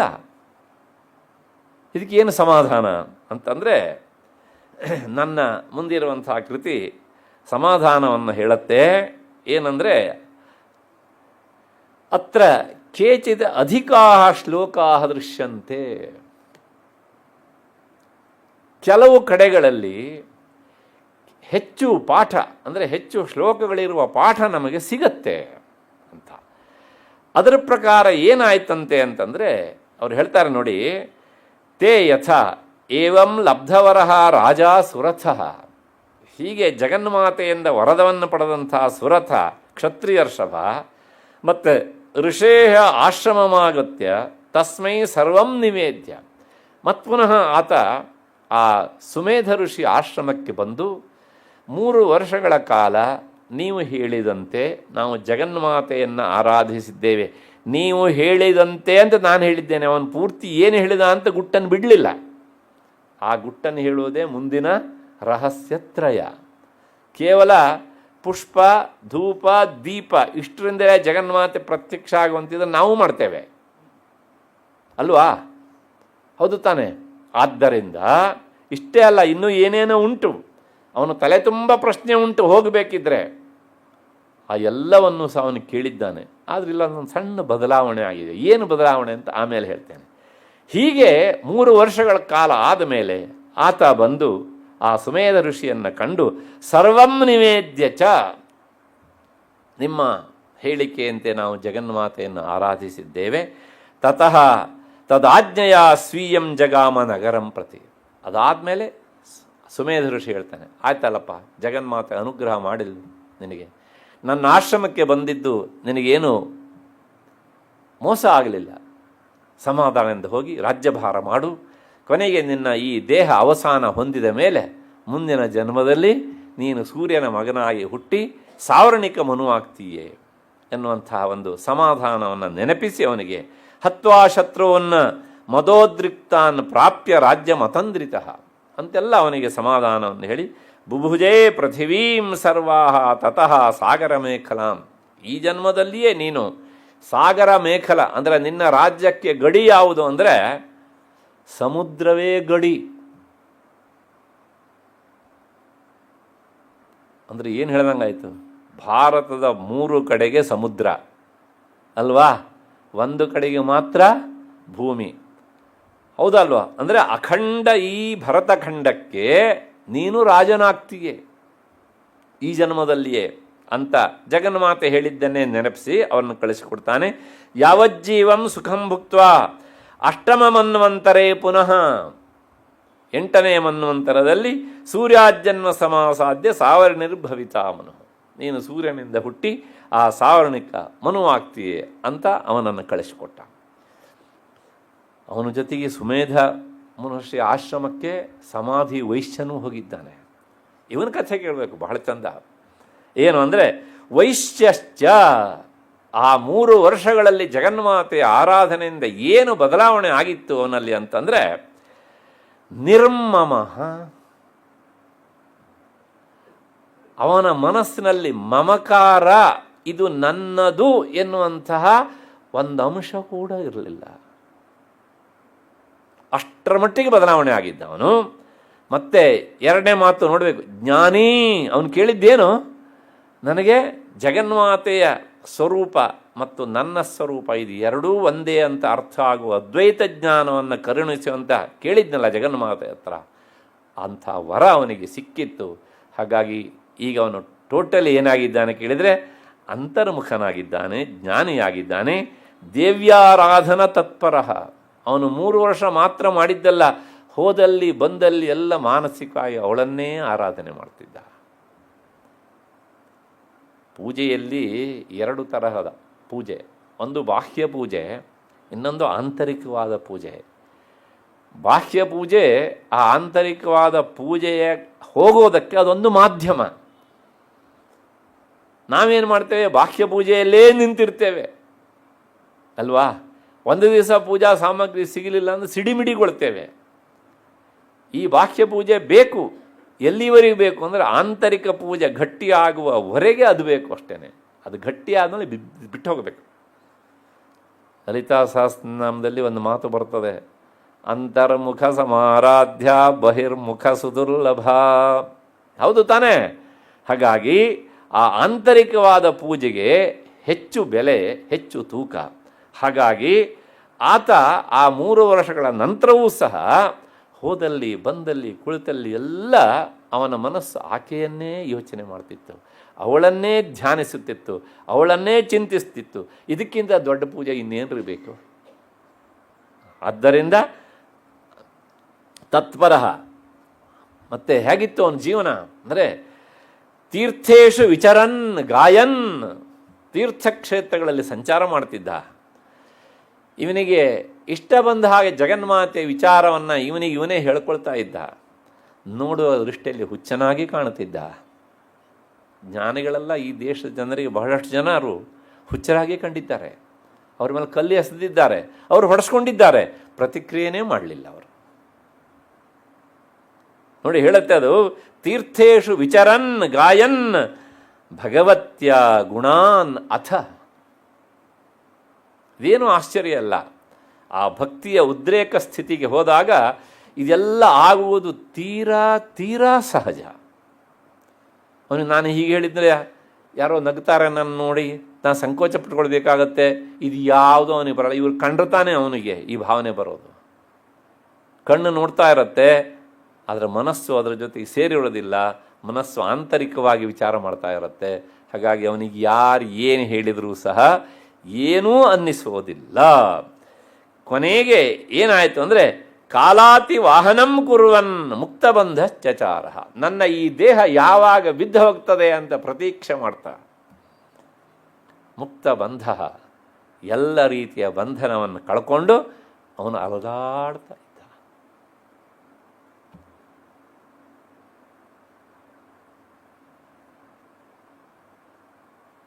ಇಬ್ಬರು ಜಗನ್ಮಾತೆ ಆರಾಧನೆ ಮಾಡಿದವರೇ.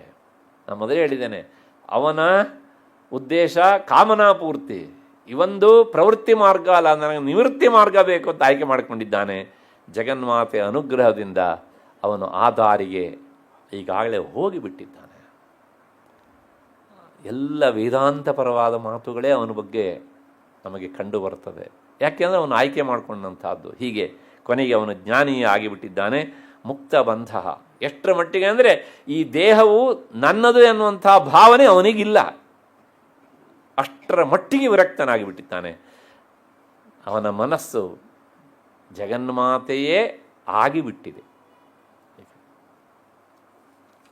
ನಿನ್ನೆ ದಿವಸ ಒಂದು ಪ್ರಶ್ನೆ ಕೇಳಿದ್ರು ಅವರು, ಏನು ನಮ್ಮಂಥವ್ರು ಹೀಗಾಗುತ್ತಾ ಅಂತ ಅಲ್ವಾ. ಈ ಸಂದರ್ಭದಲ್ಲಿ ನನಗೆ ಒಂದು ಮಾತು ನೆನಪಾಗುತ್ತೆ. ಒಂದು ನೆನಪಿಟ್ಕೊಳ್ಬೇಕು ನಾವು. ಏನು ಅಂದರೆ, ವ್ಯಾಧಸ್ಯಾಚರಣಂ ಧ್ರುವಸ್ಯ ಚ ವಯಃ ವಿದ್ಯಾ ಗಜೇಂದ್ರಸ್ಯ ಕಾ ಜಾತಿ ವಿದುರಸ್ಯ ಯಾದವಪತೇಃ ಉಗ್ರಸ್ಯ ಕಿಂ ಪೌರುಷಂ ಕುಬ್ಜಾಯಾಃ ಕಮನೀಯರೂಪಮಧಿಕಂ ಕಿಂ ತತ್ಸುಧಾಮ್ನೋ ಧನಂ ಭಕ್ತ್ಯಾ ತುಷ್ಯತಿ ಕೇವಲಂ ನತು ಗುಣೈಃ ನತು ಧನೈಃ ಭಕ್ತಿಪ್ರಿಯೋ ಮಾಧವಃ. ಕೃಷ್ಣನನ್ನ ಕುರಿತು ಹೇಳಿದಂತಹ ಒಂದು ಪದ್ಯ ಇದು. ಕೃಷ್ಣ ಬೇರೆ ಅಲ್ಲ, ಜಗನ್ಮಾತೆ ಬೇರೆ ಅಲ್ಲ. ಲಲಿತಾ ಸಹಸ್ರನಾಮದಲ್ಲೇ ಈ ಮಾತು ತುಂಬ ಸಲ ಬಂದಿದೆ.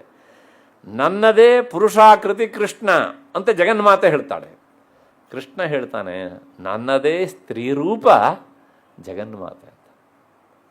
ನಾನೇ ಅದೊಂದು ಸಲ ಆ ವೃಂದಾವನದಲ್ಲಿ ಕೊಳಲನ್ನು ಬಾರಿಸಬೇಕು, ನುಡಿಸಬೇಕು ಅಂತ ಚಿಂತನೆ ಮಾಡಿದಾಗ ಗೋಪಿಕಾ ಜನ ಮೋಹನಂ ಅಲ್ವಾ, ಗೋಪ್ತ್ರಿ ಗೋವಿಂದ ರೂಪಿಣಿ. ಗೋವಿಂದ ರೂಪಿಣಿ ಅಂದರೆ ಏನು ಮತ್ತೆ? ಇದನ್ನೆಲ್ಲ ನಾನು ವ್ಯಾಖ್ಯಾನ ಮಾಡುವಾಗ ಹಾಗೆ ಹೇಳಿದ್ದೇನೆ. ಹಾಗಾಗಿ ಈ ಮಾತು ಜಗನ್ಮಾತೆಯ ಭಕ್ತರಿಗೂ ಸಹ 100ಕ್ಕೆ 1000ದಷ್ಟು ಅಪ್ಲೈ ಆಗ್ತದೆ. ಅದು ಅಪ್ಲೈ ಆಗಲಿ. ಕೃಷ್ಣನ ಕುರಿತು ಹೇಳುವಾಗ ಹೇಳಿದ್ದೇನು ಅಂತಂದರೆ, ಭಗವಂತ ನಿಮ್ಮ ಜಾತಿಯನ್ನು ನೋಡುವುದಿಲ್ಲ. ಹಾಗಿದ್ರೆ ಏನು ನೋಡ್ತಾನೆ ಅಂತಂದರೆ, ನೋಡೋದಿಲ್ಲ ಅನ್ನೋದಕ್ಕೆ ಒಂದು ಉದಾಹರಣೆ, ವ್ಯಾಧಸ್ಯಾಚರಣಂ. ನೀವು ಕಾಳಹಸ್ತಿಯನ್ನು ನೋಡಿದ್ದೀರಿ ಬಹಳಷ್ಟು ಜನ. ಬೇಡರ ಕಣ್ಣಪ್ಪ ಅಂತ ಒಬ್ಬ ಇದ್ದ. ಅವನೊಬ್ಬ ಬೇಟೆಗಾರ. ಅದೊಂದು ದಿವಸ ಬೇಟೆ ಆಡೋದಕ್ಕೆ ಹೋಗಿದ್ದ. ಮಧ್ಯಾಹ್ನ ಆದರೂ ಅವತ್ತು ಬೇಟೆ ಸಿಗಲಿಲ್ಲ ಅವನಿಗೆ ಬಹಳಷ್ಟು ಹೊತ್ತು. ಕೊನೆಗೆ ಏನಾಯಿತು ಅಂದರೆ, ಯಾವುದೋ ಒಂದು ಜಿಂಕೆಯೋ ಒಂದು ಪ್ರಾಣಿ ಅವನು ಬಾಣಕ್ಕೆ ತುತ್ತಾಗಿ ಅದು ಸತ್ತಿತ್ತು. ಅದು ಆ ವ್ಯಾಧನ ಬದುಕಿನ ಧರ್ಮ. ಯಾಕೆ ಕೊಂದ ಅಂತ ನೀವು ಕೇಳುವಂತಿಲ್ಲ, ನಾನು ಹೇಳುವಂತಿಲ್ಲ ಅದನ್ನು. ಯಾಕೆಂದರೆ ಅವನ ಬದುಕಿನ ವೃತ್ತಿ ಅದು. ಕೊನೆಗೆ ಹಸಿದಿತ್ತು ಇವನಿಗೆ, ಅರ್ಧ ತಿಂದ, ಇನ್ನರ್ಧ ಹಾಕ್ಕೊಂಡು ಪರಿವಾರಕ್ಕೆ ಬೇಕು ಅಂತ ತಗೊಂಡು ಬರ್ತಾ ಇದ್ದ. ದಾರಿಯಲ್ಲಿ ಬರಬೇಕಿದ್ರೆ ಅಲ್ಲೊಂದು ಹಾಳು ಬಿದ್ದ ಶಿವಾಲಯವನ್ನು ನೋಡಿದ. ಪ್ರಾಯಶಃ ಕಾಳಹಸ್ತಿಯೇ ಇದ್ರೂ ಇರ್ಬೋದು. ಅದು ಹೇಗಿತ್ತು ಕೇಳಿದರೆ, ಆ ಶಿವಾಲಯಕ್ಕೆ ಮೇಲ್ಗಡೆಗೆ ಛಾವಣಿ ಇಲ್ಲ. ಶಿವಲಿಂಗದ ಮೇಲೆ ಪಕ್ಷಿಗಳೆಲ್ಲ ಕುಳಿತು ತಮ್ಮ ದೇಹದ ಮಲಮೂತ್ರಾದಿಗಳನ್ನು ವಿಸರ್ಜಿಸಿವೆ. ಹೊರಗಡೆಯಿಂದ ನೋಡಿದರೆ ಒಂದು ಬಾಗಿಲು, 4 ಗೋಡೆಗಳು, ಒಳಗಡೆಗೆ ಶಿವಲಿಂಗ. ಅದೇ ದಾರಿಯ ಮೂಲಕ ಬರಬೇಕಿದ್ರೆ ಈ ವ್ಯಾಧ ಅದನ್ನು ನೋಡಿದಾಗ, ಶಿವನ ಗುಡಿ ಇದೆ, ನಮಸ್ಕರಿಸಿ ಯಾಕೆ ಹೋಗಬಾರದು ಅಂತ ನಾನು ವಿಚಾರ ಮಾಡಿ ಒಳಕ್ಕೆ ಬಂದರೆ, ಇದನ್ನೆಲ್ಲ ನೋಡಿದ ಅವನು. ಅದನ್ನು ನೋಡಿದ ತಕ್ಷಣ ಯಾವ ಜನ್ಮದ ಸಂಸ್ಕಾರವೋ, ಯಾವ ಜನ್ಮದ ಸಾಧನೆಯೋ ಅದು ಪರಿಪಕ್ವಗೊಂಡಿತು. ತಕ್ಷಣ ಈ ಲೋಕ ವ್ಯವಹಾರವನ್ನು ಮರೆತು ಬಿಟ್ಟ. ಅವನ ಕಣ್ಣಿಗೆ ಕಂಡಿದ್ದೇನು ಅಂದರೆ, ಛೇ ಪರಮೇಶ್ವರ, ನಾನೊಬ್ಬ ಬೇಡ ಹಂಟರ್, ನನ್ನಂಥವನಿಗೂ ಒಂದು ಮನೆಗೆ ಛಾವಣಿ ಉಂಟೋ, ನಿನ್ನ ಮನೆಗೂ ಅದೂ ಇಲ್ವೇನೋ? ಲೋಕವನ್ನು ಪಡೆಯುವಂಥ ನಿನಗೆ ಈ ಸ್ಥಿತಿಯ ಛೇ ಅಂತ ನೋಡಿ, ಅವನ ಜೊತೆಗೆ ಒಂದು ತಾದಾತ್ಮ್ಯ ಬಂದುಬಿಡ್ತು ಅವನ ಮನಸ್ಸಿಗೆ. ತಕ್ಷಣ ಇಲ್ಲ, ಛಾವಣಿಯನ್ನು ಹಾಕಿಕೊಡುವ ಶಕ್ತಿಯಂತೂ ನನಗಿಲ್ಲ, ಕೊನೆಯ ಪಕ್ಷ ಈ ಲಿಂಗ ನಿನ್ನ ಶರೀರ ರೂಪವಾದದ್ದು, ಇದನ್ನೆಲ್ಲ ಪಕ್ಷಿಗಳು ಪ್ರಾಣಿಗಳು ಹೊಲಸು ಮಾಡಿವೆ, ಇದನ್ನು ಶುಚಿಗೊಳಿಸಬೇಕು ನಾನು ಅಂಥೇಳಿ ತೀರ್ಮಾನ ಮಾಡಿದ. ಶುಚಿಗೊಳಿಸೋದಕ್ಕೆ ಏನುಂಟು ಅವನ ಹತ್ರ ಅಲ್ಲಿ? ತಕ್ಷಣ ತನ್ನ ಕಾಲಲ್ಲಿರುವಂಥ ಚಪಲಿಯನ್ನು ತೆಗೆದ ಆ ಶಿವಲಿಂಗದ ಮೇಲೆ ಎಲ್ಲ ಝಾಡಿಸಿದ.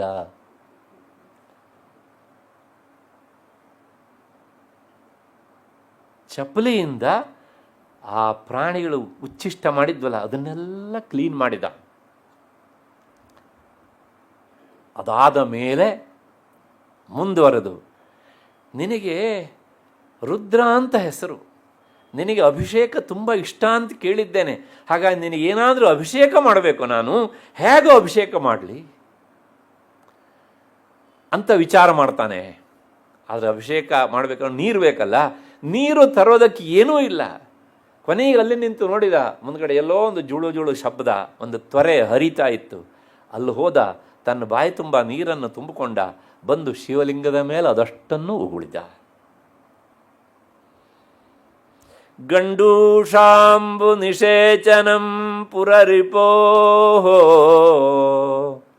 ದಿವ್ಯಾಭಿಷೇಕಾಯತೆ. ಹೀಗೆ ಅವನು ಉಗುಳಿದಾಗ ಆ ಪರಮೇಶ್ವರನಿಗೆ ಎಲ್ಲಿಲ್ಲದ ತೃಪ್ತಿ ಆಯ್ತಂತೆ. ದಿವ್ಯಾಭಿಷೇಕಾಯತೆ, ಬರೇ ಅಭಿಷೇಕ ಅಲ್ರಿ, ದಿವ್ಯಾಭಿಷೇಕ, ಮಂತ್ರಪೂರ್ಣವಾದಂಥ ಅಭಿಷೇಕ, ದಿವ್ಯಾಭಿಷೇಕ. ಹಾಗೆ ಮಾಡಿದಾಗ ಎಷ್ಟು ಸಂತೋಷ ಆಗಬೇಕು ಅಷ್ಟು ಸಂತೋಷ ಆಯ್ತಂತೆ. ಆಯಿತು, ಸ್ನಾನ ಆಯಿತು, ಮುಂದೆ ಒಂದು ನೈವೇದ್ಯ ಮಾಡಬೇಕು ಅಂತ ತೀರ್ಮಾನ ಮಾಡಿದ. ಏನಿದೆ ನೈವೇದ್ಯ ಮಾಡೋದಕ್ಕೆ? ತಕ್ಷಣ ಯೋಚನೆ ಮಾಡಿದವು, ಓಹ್, ನಾನೇ ತಂದಂತಹ ಈ ಅರೆ ತಿಂದು ಬಿಟ್ಟಂತಹ ಪ್ರಾಣಿ ಉಂಟಲ್ಲ, ಇದನ್ನೇ ಯಾಕೆ ನೈವೇದ್ಯ ಮಾಡಬಾರ್ದಂತೆ. ಕಿಂಚಿದ್ ಭಕ್ಷಿತ ಮಾಂಸಶೇಷ ಕಬಲಂ ನವ್ಯೋಪಹಾರಾಯತೆ. ಆ ತಾನೇ ತಿಂದು ಬಿಟ್ಟಂತಹ ಅರ್ಧ ಮಾಂಸವನ್ನು ಶಿವನ ಮುಂದಿಟ್ಟು ನೈವೇದ್ಯ ಮಾಡಿದ. ಅದು ಆ ಪರಮೇಶ್ವರನಿಗೆ ಎಲ್ಲಿಲ್ಲದ ಮಹಾ ನೈವೇದ್ಯ ಆಯ್ತಂತೆ. ನವ್ಯೋಪಹಾರಾಯತೆ. ಕೊನೆಗೆ ಆಚಾರ್ಯರು ಹೇಳ್ತಾರೆ, ನಮಸ್ಕಾರ ಮಾಡಿ ಎದ್ದು ನಿಂತರೆ ಪರಮೇಶ್ವರ ಪ್ರತ್ಯಕ್ಷನಾಗಿ ನಿಂತಿದ್ದ. ಭಕ್ತಿ ಕಿಂ ನಕರೋತಿ ಅಹೋ ವನಚರಃ ಭಕ್ತಾವತಂಸಾಯತೆ. ಅಲ್ಲಿ ಬಂದಂತಹ ಪರಮೇಶ್ವರ, ನಿನ್ನ ಜಾತಿ ಯಾವುದು ಅಂತ ಕೇಳಿದ್ನ, ನೀನು ಬಾಯಿಂದ ತಂದು ಉಗುಳಿದೆಲ್ಲ ಅದೊಂದು ನಿನ್ನ ಎಂಜಲು ಅಂತ ಹೇಳಿದ್ನ, ಚಪಲಿಯಿಂದ ನನಗೆ ಹೊಡೆದೆ ಅಂತ ಹೇಳಿದ್ನ, ತಿಂದು ಬಿಟ್ಟಂತಹ ಆ ಅರ್ಧ ಮಾಂಸವನ್ನು, ಎಂಜಲು ಮಾಂಸನ ನನಗೆ ನೈವೇದ್ಯ ಮಾಡಿದೆ ಅಂತ ಹೇಳಿದ್ನ. ಹಾಗಿದ್ರೆ ಅವನು ಏನನ್ನು ನೋಡ್ದ ಅಂದರೆ, ಅವನು ತಿಂದುಬಿಟ್ಟು ಮಾಂಸ ನೈವೇದ್ಯ ಮಾಡಿದ್ದನ್ನೂ ನೋಡಲಿಲ್ಲ, ಬಾಯಿಂದ ಉಗುಳಿದ್ದನ್ನೂ ನೋಡಲಿಲ್ಲ, ಚಪಲಿಯಿಂದ ಶುಚಿಗೊಳಿಸಿದ್ದನ್ನೂ ನೋಡಲಿಲ್ಲ. ತನ್ನ ಚಿಂತನೆಯಲ್ಲಿ ಮೈಮರೆತು ಹೋಗಿದ್ದಾನಲ್ಲ, ಆ ಮೈ ಮರೆಯುವಿಕೆಯನ್ನು ಅವನು ನೋಡಿದ್ದಾನೆ. ಇದನ್ನು ಕೇಳಿ ಆದಮೇಲೆ ನೀವೊಂದು ಅಡ್ಡ ಪ್ರಶ್ನೆ ಕೇಳಬಹುದು ನನ್ನ ಹತ್ರ, ನಾವು ಹೀಗೆ ಮಾಡಬಹುದಾ ಅಂತ. ಖಂಡಿತವಾಗಿಯೂ ಮಾಡಬಹುದು. ಅವನು ಮಾನಸಿಕವಾಗಿ ಯಾವ ಎತ್ತರಕ್ಕೆ ಹೋಗಿದ್ನೋ, ಆ ಪರಮಾತ್ಮನ ಜೊತೆಗೆ ಯಾವ ತಾದಾತ್ಮ್ಯವನ್ನು ಹೊಂದಿದ್ನೋ, ಅವನ ಮನಸ್ಸು ಅವನಲ್ಲಿ ಹೇಗೆ ಸಂಲಗ್ನ ಆಗಿತ್ತೋ, ಆ ಸಂಲಗ್ನತೆ, ಆ ತಾದಾತ್ಮ್ಯ ನಿಮಗೂ ಇದ್ರೂ ನೀವು ಮಾಡಬಹುದು. ಉಂಟಾ? ಹಾಗಿದ್ರೆ ನಾವು ಮಾಡೋದಕ್ಕೆ ಅಧಿಕಾರಿಗಳಲ್ಲ. ಇದನ್ನೆಲ್ಲ ಕೇಳಿದಾಗ ನಮ್ಮಲ್ಲಿ ತುಂಬ ಜನ ಅಡ್ಡ ಪ್ರಶ್ನೆ ಕೇಳೋರು ಇರ್ತಾರೆ, ಮೂಲವನ್ನೇ ಮರೆತು ಬಿಡ್ತಾರೆ. ಅಲ್ಲಿಗೆ ಅವನು ಏನು ನೋಡ್ತಾನೆ ಅನ್ನೋದು ಕೇಳಿದರೆ, ನಾವು ಮಾಡುವ ಪೂಜೆಯ ಹಿಂದೆ ನಮ್ಮ ಮನಸ್ಸು ಅವನಲ್ಲಿ ಎಷ್ಟು ಲೀನವಾಗಿದೆ, ಅವನ ಜೊತೆಗೆ ಎಷ್ಟು ತಾದಾತ್ಮ್ಯ ಹೊಂದಿದೆ, ಅವನಲ್ಲಿ ಏಕೀಭವಿಸಿದೆ ಅನ್ನೋದನ್ನು ನೋಡ್ತಾನೆ ಅಷ್ಟೇ ಹೊರತನು ನಾವು ಕೊಡುವಂಥ ವಸ್ತುಗಳು ಅವನಿಗೆ ಬೇಕಾಗಿಲ್ಲ ರೀ. ಅವನೇನು ಹಸಿದ್ಕೊಂಡು ಕೂತಿದ್ದಾನ? ವಿಚಾರ ಮಾಡಿ. ಜಗತ್ತನ್ನೇ ವ್ಯಾಪಿಸಿದಂಥ ಪರಮಾತ್ಮನಿಗೆ ನಾನು ನೀವು ನಿಜವಾಗಿ ಸ್ನಾನ ಮಾಡಿಸೋದಕ್ಕಾಗತ್ತನ್ರಿ? ಅವನು ಅಕಸ್ಮಾತ್ ನಾನು ಬೇಕು, ತಿನ್ನಬೇಕು, ಹಸಿದಿದೆ ಕೊಡು ಅಂತ ಹೇಳಿದರೆ ಅವನಿಗೆ ಹೊಟ್ಟೆ ತುಂಬುವಷ್ಟು ನಾನು ನೀವು ಕೊಡ್ಲಿಕ್ಕೆ ಸಾಧ್ಯವನ್ರಿ? ವಿಚಾರ ಮಾಡಿ ನೋಡೋಣ. ಹಾಗೆ ಇದೆಲ್ಲವೂ ಸಹ ನಿಜವಾಗಿ ಅವನಿಗಲ್ಲ, ನಮ್ಮ ಅಂತಃಕರಣ ಶುದ್ಧಿಗಾಗಿ ಬಹಿರಂಗದ ಸಾಧನೆ ಇವೆಲ್ಲ. ನಾನು ಹೇಳ್ತೇನೆ ಅಂತ ಒಪ್ಕೊಳ್ಬೇಡಿ, ನಿಮಗೆ ಹೌದು ಅಂತ ಅನಿಸಿದರೆ ಒಪ್ಕೊಳ್ಳಿ. ಇದು ಒಂದು ಘಟನೆಯಿಂದ ನಮಗೆ ಏನು ಗೊತ್ತಾಗುತ್ತೆ ಅಂದರೆ, ಅವನ ನೋಡುವುದು ತನ್ನ ಭಕ್ತನ ಹೃದಯದಲ್ಲಿ ಏನಿದೆ ಅಂತ ನೋಡ್ತಾನೆ ಅಷ್ಟೇ ಹೊರತುನು ಸಹ ಅವನ ಅಂತಸ್ತು, ಅವನ ದುಡ್ಡು, ಇದು ಯಾವುದನ್ನೂ ನೋಡುವುದಿಲ್ಲ. ಒಂದು ಎಕ್ಸಾಂಪಲ್, ವ್ಯಾಧಸ್ಯಾಚರಣಂ ಧ್ರುವಸ್ಯ ಚ ವಯಃ. ಇನ್ನು ಕೆಲವು ಜನ ಹೇಳ್ಬೋದು, ಇಲ್ರಿ ಭಗವಂತನ ಸಾಕ್ಷಾತ್ಕಾರ ಮಾಡಬೇಕಿದ್ರೆ ನಾವು ರಿಟೈರ್ಡ್ ಆಗಿರ್ಬೇಕು. ಅವನು ನಮ್ಮ ಏಜನ್ನು ನೋಡ್ತಾನೆ, ಸೀನಿಯರ್ ಸಿಟಿಜನ್ನ ಅಂತ ನೋಡ್ತಾನೆ, ಆಗ ಬರ್ತಾನೆ ಅಂತ. ಇದೆಲ್ಲ ನಮ್ಮದೇ ಬುರ್ಡಾಲಜಿ. ಧ್ರುವಸ್ಯ ಚ ವಯಃ. ಧ್ರುವ ಕಾಡಿಗೆ ಹೋಗ್ಬೇಕಿದ್ರೆ ಎಷ್ಟು ವಯಸ್ಸು ಅವನಿಗೆ? 5. ಹಸುಳೆ. ನಾರದರು ಕೇಳ್ತಾರೆ, ಇನ್ನು ನೀನು ಎಳಸಪ್ಪ, ತುಂಬ ಆಯುಷ್ಯ ಉಂಟು ನನಗೆ, ಪ್ರೌಢನಾಗಿ ಬಾ, ಅಧ್ಯಯನ ಮಾಡಿಕೊಂಡು ಬಾ, ಆಮೇಲೆ ಹೋಗ್ತೀಯಂತೆ. ನನ್ನ ಅಮ್ಮ ಹೇಳಿದ್ದಾಳೆ, ನಾನು ಹೋಗ್ಬೇಕಷ್ಟೆ. ಆ ಮಾತೃವಾಣಿಯ ಶಕ್ತಿ ಹೇಗಿದೆ ನೋಡಿ ಅಂತ ನೋಡಲೇಬೇಕು. ಆಗ ಸ್ವತಃ ನಾರದರಿಗೆ ಈ ಕ್ಷತ್ರಿಯ ಹುಡುಗನ ಸ್ವಭಾವವನ್ನು ಕಂಡು ಸಂತೋಷ ಆಗುತ್ತೆ. ನಾವು ಸಹಾಯ ಮಾಡಬೇಕು ಇವನಿಗೆ ಅಂತ ಅನಿಸುತ್ತೆ. ತಕ್ಷಣ ಆ ದ್ವಾದಶಾಕ್ಷರ ಮಂತ್ರವನ್ನು ಉಪದೇಶ ಮಾಡಿ ಕಳಿಸ್ಕೊಳ್ತಾರೆ. ಹೀಗೀಗೆ ಮಾಡು, ಹೀಗೀಗೆ ಮಾಡು, ಹೀಗೀಗೆ ಮಾಡು ಅಂತ. ಅಂದರೆ ಇಲ್ಲೆಲ್ಲ ತುಂಬ ವಿಚಾರ ಉಂಟು. ಒಂದು, ಸಾಧಕನಾದವನಿಗೆ ತೀವ್ರವಾದಂಥ ಉತ್ಕಟವಾದ ಇಚ್ಛೆ ಇದ್ದ ಪಕ್ಷದಲ್ಲಿ ಎಲ್ಲೋ ಒಂದು ಕಡೆಗೆ ಅವನಿಗೆ ಮಾರ್ಗದರ್ಶನ ಮಾಡುವವರು ಒದಗಿ ಬರ್ತಾರೆ. ಧ್ರುವಯ ನಾರದರು ಹುಡ್ಕೊಂಡು ಹೋಗಿದ್ದ, ನಾರದರೇ ಧ್ರುವನ ಬಳಿಗೆ ಬಂದರು. ಯಾಕೆ? ಜ್ಞಾನಿಗಳಾದವರಿಗೆ ಅದೊಂದು ಅಘೋಷಿತವಾದ ಕರ್ತವ್ಯ ಇರುತ್ತದೆ. ಇದು ಒಂದು, ಅಂದರೆ ಇದು ಒಂದು ವಿಷಯ ಹೇಳ್ತಾ ಹೇಳ್ತಾ ಅದಕ್ಕೆ ಜೊತೆಗೆ ಪೂರಕವಾಗಿ ತುಂಬ ವಿಚಾರವನ್ನು ಹೇಳುತ್ತೆ ಇದು ಒಂದು ಶ್ಲೋಕ. ಹಾಗಾಗಿ ಭಗವಂತನನ್ನು ಕಾಣೋದಕ್ಕೆ ವಯಸ್ಸು 60 ಆಗಬೇಕು, 70 ಆಗಬೇಕು, 80 ಆಗಬೇಕು, ರಿಟೈರ್ಡ್ ಆಗಬೇಕು, ಟೈರ್ಡ್ ಆಗಬೇಕು, ಕಣ್ಣು ಕಾಣಬಾರ್ದು, ಕಿವಿ ಕೇಳಬಾರ್ದು, ದೇಹ ಗಟ್ಟಿ ಇರಬಾರ್ದು. ಇದು ಯಾವ ನಿಯಮವೂ ಇಲ್ಲ ರೀ. ಎಳೆಯ ಮಕ್ಕಳಿಗೂ ಬರ್ತಾನೆ. ವಾಸ್ತವಿಕವಾಗಿ ಅವರಿಗೆ ಆ ವಯಸ್ಸಿನಲ್ಲಿ ಸಂಸ್ಕಾರ ಸಿಕ್ಕಿದ್ರೆ ಅಂಥ ಮಕ್ಕಳ ಹತ್ರ ಹೆಚ್ಚೆಚ್ಚು ಬರ್ತಾನೆ ಅವನು. ಪ್ರಹ್ಲಾದನ ವಯಸ್ಸು ಎಷ್ಟು? 8 ಅಲ್ವಾ? ಹುಟ್ಟಿದ್ಯಲ್ಲಿ ದೈತ್ಯವಂಶ ಸಂಜಾತ. ಇವನು ಕ್ಷತ್ರಿಯ, ಅವನು ದೈತ್ಯವಂಶ ಸಂಜಾತ. ನರಸಿಂಹ ಬರಬೇಕಿದ್ರೆ ಅವನ ಜಾತಿ ನೋಡಿದ್ನ? ಸಾಲದಕ್ಕೆ ಅಪ್ಪ ಹೇಗಿದ್ದ ಗೊತ್ತಲ್ವ ನಿಮಗೆ? ಮಾಡಬಾರ್ದನ್ನೆಲ್ಲ ಮಾಡಿದ್ದಾನೆ. ಅಂಥ ಅಪ್ಪನ ಕೆಟ್ಟ ಮಗ ಅಂತ ತೀರ್ಮಾನ ಮಾಡಿದನು ಅವನು. ನಾವಾದರೆ ಅಯ್ಯೋ ಅವನ ಅಪ್ಪ ಹಾಗೆ ಇವನು ಹೀಗೆ ಅಂತ ಅಂದ್ಕೊಳ್ತಿದ್ವಿ. ನರಸಿಂಹ ಹಾಗೆ ವಿಚಾರ ಮಾಡಲಿಲ್ಲ. ಅವನು ನೋಡಿದ್ದು ಪ್ರಹ್ಲಾದನನ್ನು ಮಾತ್ರ. ಅವನ ಹೃದಯದಲ್ಲಿ ನನ್ನ ಬಗ್ಗೆ ಏನುಂಟು ಅಂತ ಅಷ್ಟೇ ನೋಡಿದ. ಹಾಗಾಗಿ ಧ್ರುವಸ್ಯ ಚ ವಯಃ ವಿದ್ಯಾ ಗಜೇಂದ್ರಸ್ಯ ಕ.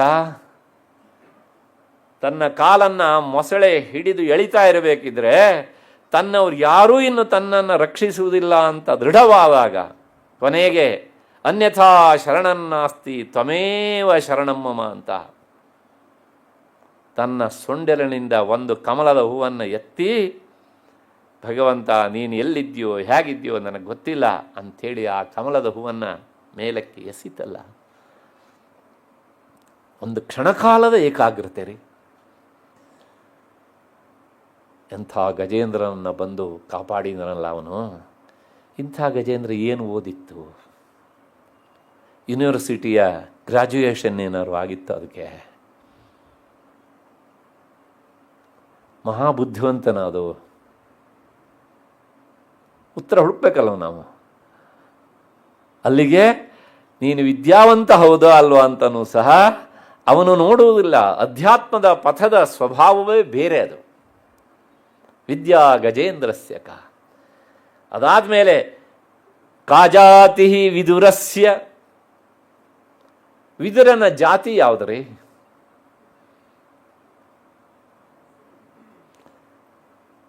ತಂದೆ ವ್ಯಾಸರು. ಫಸ್ಟ್ ಆಫ್ ಆಲ್ ಅವ್ರ ಜಾತಿಯೇ ತೀರ್ಮಾನ ಆಗಿಲ್ಲ. ಅವ್ರ ತಂದೆ ಪರಾಶರ, ತಾಯಿ ಬೆಸ್ತರ ಹೆಣ್ಣು ಮಗಳು ಅಲ್ವಾ. ಅಂತಹ ವೇದವ್ಯಾಸರಿಂದ ಜನಿಸಿದಂಥವನು ವಿದುರ. ಯಾರಿಂದ? ದಾಸಿಯ ಉದರದಿಂದ ಹುಟ್ಟಿದವನು. ಪ್ರಾಯಶಃ ಇವತ್ತು ಸರ್ಕಾರ ಎಷ್ಟೆಷ್ಟು ಜಾತಿ ಲಿಸ್ಟ್ ಮಾಡತ್ತಲ್ಲ, ಆ 2000 ಜಾತಿಗಳಲ್ಲಿ ವಿದುರನ ಜಾತಿ ಎಲ್ಲೂ ಬರಲಿಕ್ಕಿಲ್ಲ. ಅಂಥ ಜಾತಿಯಲ್ಲಿ ಬಂದವನು ಯಾರು? ವಿದುರ. ಆದರೆ ಕೃಷ್ಣ ಸಂಧಾನಕ್ಕೆ ಬಂದಾಗ, ಕೃಷ್ಣ ಬರ್ತಾನೆ ಅಂಥೇಳಿ ದುರ್ಯೋಧನ ತರದ ತರಾವಳಿಯ ಅಡುಗೆಗಳನ್ನು ಮಾಡಿಸಿಟ್ಟಿದ್ದ. ಭೀಷ್ಮ ದ್ರೋಣಾದಿಗಳು ನಮ್ಮನಿಗೆ ಬರ್ತಾನೆ ಅಂತ ಕಾಯ್ತಾ ಇದ್ರು. ಭೀಷ್ಮರು ಭಕ್ತರಲ್ವಾ? ಹೌದು. ದ್ರೋಣರಲ್ವಾ? ಹೌದಾದ್ರೆ ಹೌದು, ಅಲ್ದಿದ್ರಲ್ಲ. ಆದರೆ ಆ ಭಕ್ತಿಯ ಕೆನೆ ಕಟ್ಟಿದ್ದು ಯಾರಲ್ಲೇ? ವಿದುರನಲ್ಲಿ. ನೇರವಾಗಿ ಹೋಗಿದ್ದಾನೆ ಕೃಷ್ಣ. ವಿದುರ ಹೇಗಿದ್ದ ಕೇಳಿದರೆ, ಅವನು ಹೇಳಲಿಕ್ಕೆ ಆ ಕಾಲದಲ್ಲಿ ಮಂತ್ರಿ, ಆದರೆ ಅವನ ಮನೆ ಪಡಿಗುಡಿಸಲು. ಹಾಗಿಟ್ಟಿದ್ದ ಮಂತ್ರಿಯನ್ನ ದುರ್ಯೋಧನ. ಅವನೇನು ತನಗೆ ಅವಮಾನ ಅಂತ ಅಂದ್ಕೊಳ್ಳಿ. ಯಾಕೆ ಕೇಳಿದರೆ, ಹೃದಯದ ತುಂಬ ಆ ಭಗವತ್ ಚಿಂತನೆ ತುಂಬಿದವನಿಗೆ ಅದಕ್ಕಿಂತ ದೊಡ್ಡ ಶ್ರೀಮಂತಿಕೆ ಇನ್ನೇನ್ರಿ ಬೇಕು? ಹೊರಮುಖದಲ್ಲಿ ನೋಡಿದಾಗ ಅದೆಲ್ಲ ಹಾಗೆ ನೋಡುವವರಿಗೆ ಇದು ಬೇಕು. ಆದರೆ ಒಳಬಗೆಯಲ್ಲಿ ನೋಡುವವರಿಗೆ, ನಿನ್ನೆ ಹೇಳಿದನಲ್ಲ, ಮನಸ್ಸಿನಲ್ಲಿ ಸಮಾಧಾನ ಒಂದಿದೆ ಅಂತ ಆದರೆ ಶ್ರೀಮಂತ ಯಾರು, ಬಡವ ಯಾರ್ರಿ ಅಲ್ವಾ? ಹಾಗಾಗಿ ವಿದುರ ನಿರಂತರ ಗೊತ್ತಿತ್ತು ಅವನಿಗೆ, ಇಲ್ಲಿ ಬಂದಿದ್ದಾನೆ ಇವನು ಅಂಥೇಳಿ ನಿರಂತರ ಅವನ ಚಿಂತನೆಯಲ್ಲಿದ್ದ. ಹಾಗಾಗಿ ಬಂದ ಕೃಷ್ಣ ವಿದುರನ ಮನೆಗೆ ಬಂದಾಗ, ವಿದುರ ಏನು ಮಾಡಿದ ಅಂತಂದರೆ, ಅವನಿಗೆ ಆತಿಥ್ಯ ಕೊಡೋದನ್ನು ಬಿಟ್ಟು ಅವನನ್ನು ಹೊಗಳೋದಕ್ಕೆ ಶುರು ಮಾಡಿದ. ಮನದುಂಬಿ ಹೊಗಳಿದ, ಕೊಂಡಾಡಿದ. ಯಾಕೆಂದರೆ ಅದೆಲ್ಲ ಅವನ ನಾಮಸ್ಮರಣೆ. ಕೊನೆಗೆ ಕೃಷ್ಣ ಒಂದು ತಮಾಷೆಯ ಮಾತು ಹೇಳ್ತಾನೆ ಅಲ್ಲಿ. ಕೃಷ್ಣ, ಹಸಿದವನಿಗೆ ಆಹಾರ ಕೊಡಬೇಕೆ ಅಷ್ಟೇ ಹೊರತು ನೀನು ಅಂಥವನು ಇಂಥವನು ಅಂತ ಗುಣಗಾನ ಮಾಡಿದ್ರಿಂದ ಹೊಟ್ಟೆ ತುಂಬತ್ತೇನೋ? ಹಾಗಾಗಿ ನಿನ್ನ ಈ ಗುಣಗಾನದಿಂದ ನನ್ನ ಹಸಿವು ಹೋಗೋದಿಲ್ವೋ ಅಂದ. ತಮಾಷೆ ಮಾಡ್ತಾನೆ ಅವನು. ಕೆಲವು ಗ್ರಂಥಗಳು ಹೇಗೆ ವರ್ಣನೆ ಮಾಡ್ತೇವೆ ಕೇಳಿದರೆ, ಆ ಕೃಷ್ಣನಿಗೆ ಆತಿಥ್ಯ ಮಾಡುವ ಭರದಲ್ಲಿ ವಿದುರ ಹಣ್ಣಿನ ಸಿಪ್ಪೆಯನ್ನು ಸೊಲದು ಆ ಸಿಪ್ಪೆಯನ್ನು ಅವನು ಬಾಯಿಗೆ ಹಾಕಿದ್ನಂತೆ. ಅಷ್ಟರ ಮಟ್ಟಿಗೆ ಮೈ ಮರೆತು ಬಿಟ್ಟಿದ್ದ. ತಾನು ಏನು ಮಾಡ್ತಾ ಇದ್ದೇನೆ ಅಂತ ಬಾಹ್ಯ ಅರಿವು ಅವನಿಗೆ ಇರಲಿಲ್ಲ. ಕೃಷ್ಣ ಬೇಸರಿಸಿಕೊಂಡ. ಕೊನೆಗೆ ಹುಡುಕಿ ತಂದ. ಮತ್ತೆ ಪುನಃ ಒಂದಿಷ್ಟು ಸಣ್ಣ ಲೋಟದಲ್ಲಿ ಹಾಲನ್ನು ತಂದುಕೊಟ್ಟ. ಕೃಷ್ಣ ತನ್ನ ಕಡಬಾಯಿಯಿಂದ ಕುಡಿದ. ಈ ಕಡೆಯಿಂದ ಒಂದು ತೊಟ್ಟು ಬಿಟ್ಟ. ಜೊಲ್ ಸೊರಿಸೋದು ಅಂತ ಹೇಳ್ತಾರಲ್ಲ, ಹಾಗೆ ಅಂತ ಹೇಳ್ತಾನೆ. ಎಷ್ಟೆಲ್ಲ ಕೊಟ್ಬಿಟ್ಯೋ, ನನ್ನ ಹೊಟ್ಟೆ ತುಂಬಿಬಿಡ್ತು ಅಂತ. ಅವನಿಗೆ ಹಸಿವಾದದ್ದು ಸುಳ್ಳು, ಹೊಟ್ಟೆ ತುಂಬಿದ್ದೂ ಸುಳ್ಳು. ಆಪ್ತ ಕಾಮಸ್ಯ ಕಾ ಸ್ಪೃಹ ಅಂತದೆ ಉಪನಿಷತ್ತು. ಕನ್ನಡದ ಕವಿಯೊಬ್ಬ ಹೇಳ್ತಾನೆ, ಅವನ ಆ ಕಡಬಾಯಿಂದ ಸುರಿದಂಥ ಹಾಲು ಹಸ್ತಿನಾವತಿಯ ಬೀದಿಗಳಲ್ಲಿ ಹರಿತು ಅಂತ. ಯಾಕೆ ಹೋದ ಕೃಷ್ಣ ವಿದುರನ ಮನೆಗೆ? ಅವನ ಜಾತಿಯನ್ನೇ ನೋಡಿದ್ದಿದ್ರೆ ಕೃಷ್ಣ ಹೋಗ್ತಿದ್ನ. ಹಾಗಾಗಿ ಅವನು ನಿನ್ನ ಜಾತಿ ಯಾವುದು ಅಂತಲೂ ಕೇಳೋದಿಲ್ಲ. ಅಧ್ಯಾತ್ಮ ಪಥದಲ್ಲಿ ಸಾಗುವವರಿಗೆ ಜಾತಿ ಇಲ್ಲ. ಹಾಗಾಗಿ ಕಾಜಾತಿ ವಿದುರಸ್ಯ ಯಾದವ ಪತೇಹೇ ಮತ್ತೆ ಉಗ್ರಸ್ಯ ಕಿಂ ಪೌರುಷಂ. ಕೊನೆಗೆ ಇದೇ ಕೃಷ್ಣ ಕಂಸನನ್ನು ವಧಿಸಿ ಆದ ಮೇಲೆ ಬಂದು ತನ್ನ ತಂದೆ ತಾಯಿಯರನ್ನ ಕಾರಾಗೃಹದಿಂದ ಬಿಡಿಸಿ ಇಡೀ ಯದುವಂಶಕ್ಕೆ ರಾಜನು ಯಾರಾಗಬೇಕು ಅನ್ನೊಂದಾಗ ಆ ಹಣ್ಣು ಮುದುಕ ಉಗ್ರಸೇನ ಮಹಾರಾಜ. ಅಂದರೆ ಕೈಯಲ್ಲಿ ಕೋಲು ಹಿಡಿದವಂತಹ ವಯಸ್ಸು ಅವನಿಗೆ. ಅವನನ್ನು ತಂದು ಸಿಂಹಾಸನದಲ್ಲಿ ಕೂರಿಸಿದ. ಸಿಂಹಾಸನದಲ್ಲಿ ಕೂರುವಂತಹ ರಾಜ ಹೇಗಿರಬೇಕು ಅಂದರೆ, ಶತ್ರುಗಳು ಆಕ್ರಮಣ ಮಾಡಿದರೆ ಆ ಶತ್ರುಗಳನ್ನು ಸದೆ ಬಡಿಯುವಂತಹ ಪರಾಕ್ರಮಿಯಾಗಿರಬೇಕು, ಯುವಕನಾಗಿರಬೇಕು, ಸ್ಕಿಲ್ ಇರಬೇಕು. ಉಗ್ರಸೇನ ಮಹಾರಾಜನಿಗೆ ಏನಿತ್ತು? ಹೆಸರು ಉಗ್ರಸೇನ ಅಷ್ಟೇನೆ. ಅಷ್ಟು ವಯಸ್ಸು ಆಗಿಬಿಟ್ಟಿದ್ದಾನಿಗೆ. ಹಾಗಾಗಿ ಪರಾಕ್ರಮ ಅಂತೂ ಇಲ್ಲವೇ ಇಲ್ಲ. ಅವನ ಜೀವಮಾನದಲ್ಲಿ ಯುದ್ಧ ಮಾಡಿದ್ದು ಎಲ್ಲೂ ನಮಗೆ ಕಾಣೋದಿಲ್ಲ. ಇಂಥವನನ್ನು ಕೃಷ್ಣ ಕೂರಿಸಿದ. ಯಾಕೆಂದರೆ ಕೃಷ್ಣನ ಭಕ್ತಿ ಒಳಗಡೆಗೆ ತುಂಬಿಕೊಂಡಿದ್ದ. ಅದಕ್ಕೋಸ್ಕರ ಅದಾದಮೇಲೆ ಕೃಷ್ಣ ಆ ವೃಂದಾವನ ಬಿಟ್ಟು ಮಧುರೆಗೆ ಬಂದಾಗ ಕುಬ್ಜೆ ಕಥೆ ಗೊತ್ತು ನಿಮಗೆ. ಅಷ್ಟಾವಕ್ರೆ ಅಂತ ಅವಳು ಇನ್ನೊಂದು ಹೆಸರು. ಅವಳ ದೇಹದಲ್ಲಿ ಬಾಗದೇ ಇರುವ ಅವಯವಗಳೇ ಇಲ್ಲ, ಅಷ್ಟರ ಮಟ್ಟಿಗೆ. ಕೃಷ್ಣ ನೋಡಿದ ಅವಳನ್ನು. ಕೃಷ್ಣ ನೋಡಿದ ತಕ್ಷಣ ಅವಳ ಮನಸ್ಸಲ್ಲಿ ಅದು ಏನೋ ಬದಲಾವಣೆ ಆಯಿತು. ಆಹಾ, ಪ್ರತಿ ದಿವಸ ಈ ಕಂಸನಿಗೆ ಈ ಗಂಧವನ್ನು ಮೆತ್ತಿ ಮೆತ್ತಿ ಮೆತ್ತಿ ಕೆಲಸ ಮಾಡಿದ್ದಾಯಿತು, ಇವತ್ತೇನಾದರೂ ಇವನಿಗೆ ಈ ಗಂಧವನ್ನು ಕೊಟ್ಟರೆ ಹೇಗಿರುತ್ತೆ ಅಂತ. ತಕ್ಷಣ ಕೃಷ್ಣ ಕೇಳಿದ, ನನಗೊಂದು ಸ್ವಲ್ಪ ಮೈಗೆ ಹಚ್ಚತೀಯ ಅಂತ. ಇದಕ್ಕಿಂತ ದೊಡ್ಡ ಭಾಗ್ಯ ಇನ್ನೇನುಂಟು ಅಂತ ಹೇಳಿದ.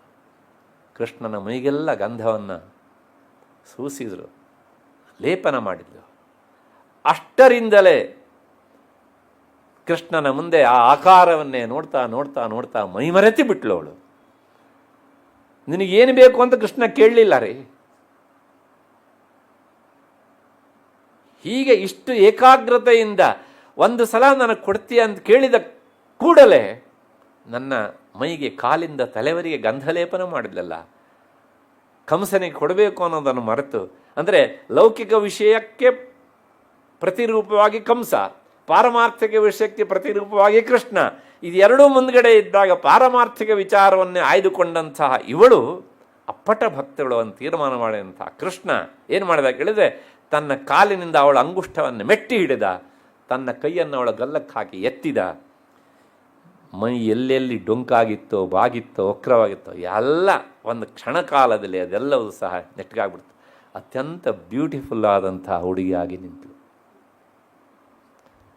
ಕುಬ್ಜಾಯಾ ಕಮನೀಯ ರೂಪ ಮಧಿಕಂ ಕಿಂ. ಅವಳ ರೂಪವನ್ನೇ ನೋಡಿದ್ದಿದ್ರೆ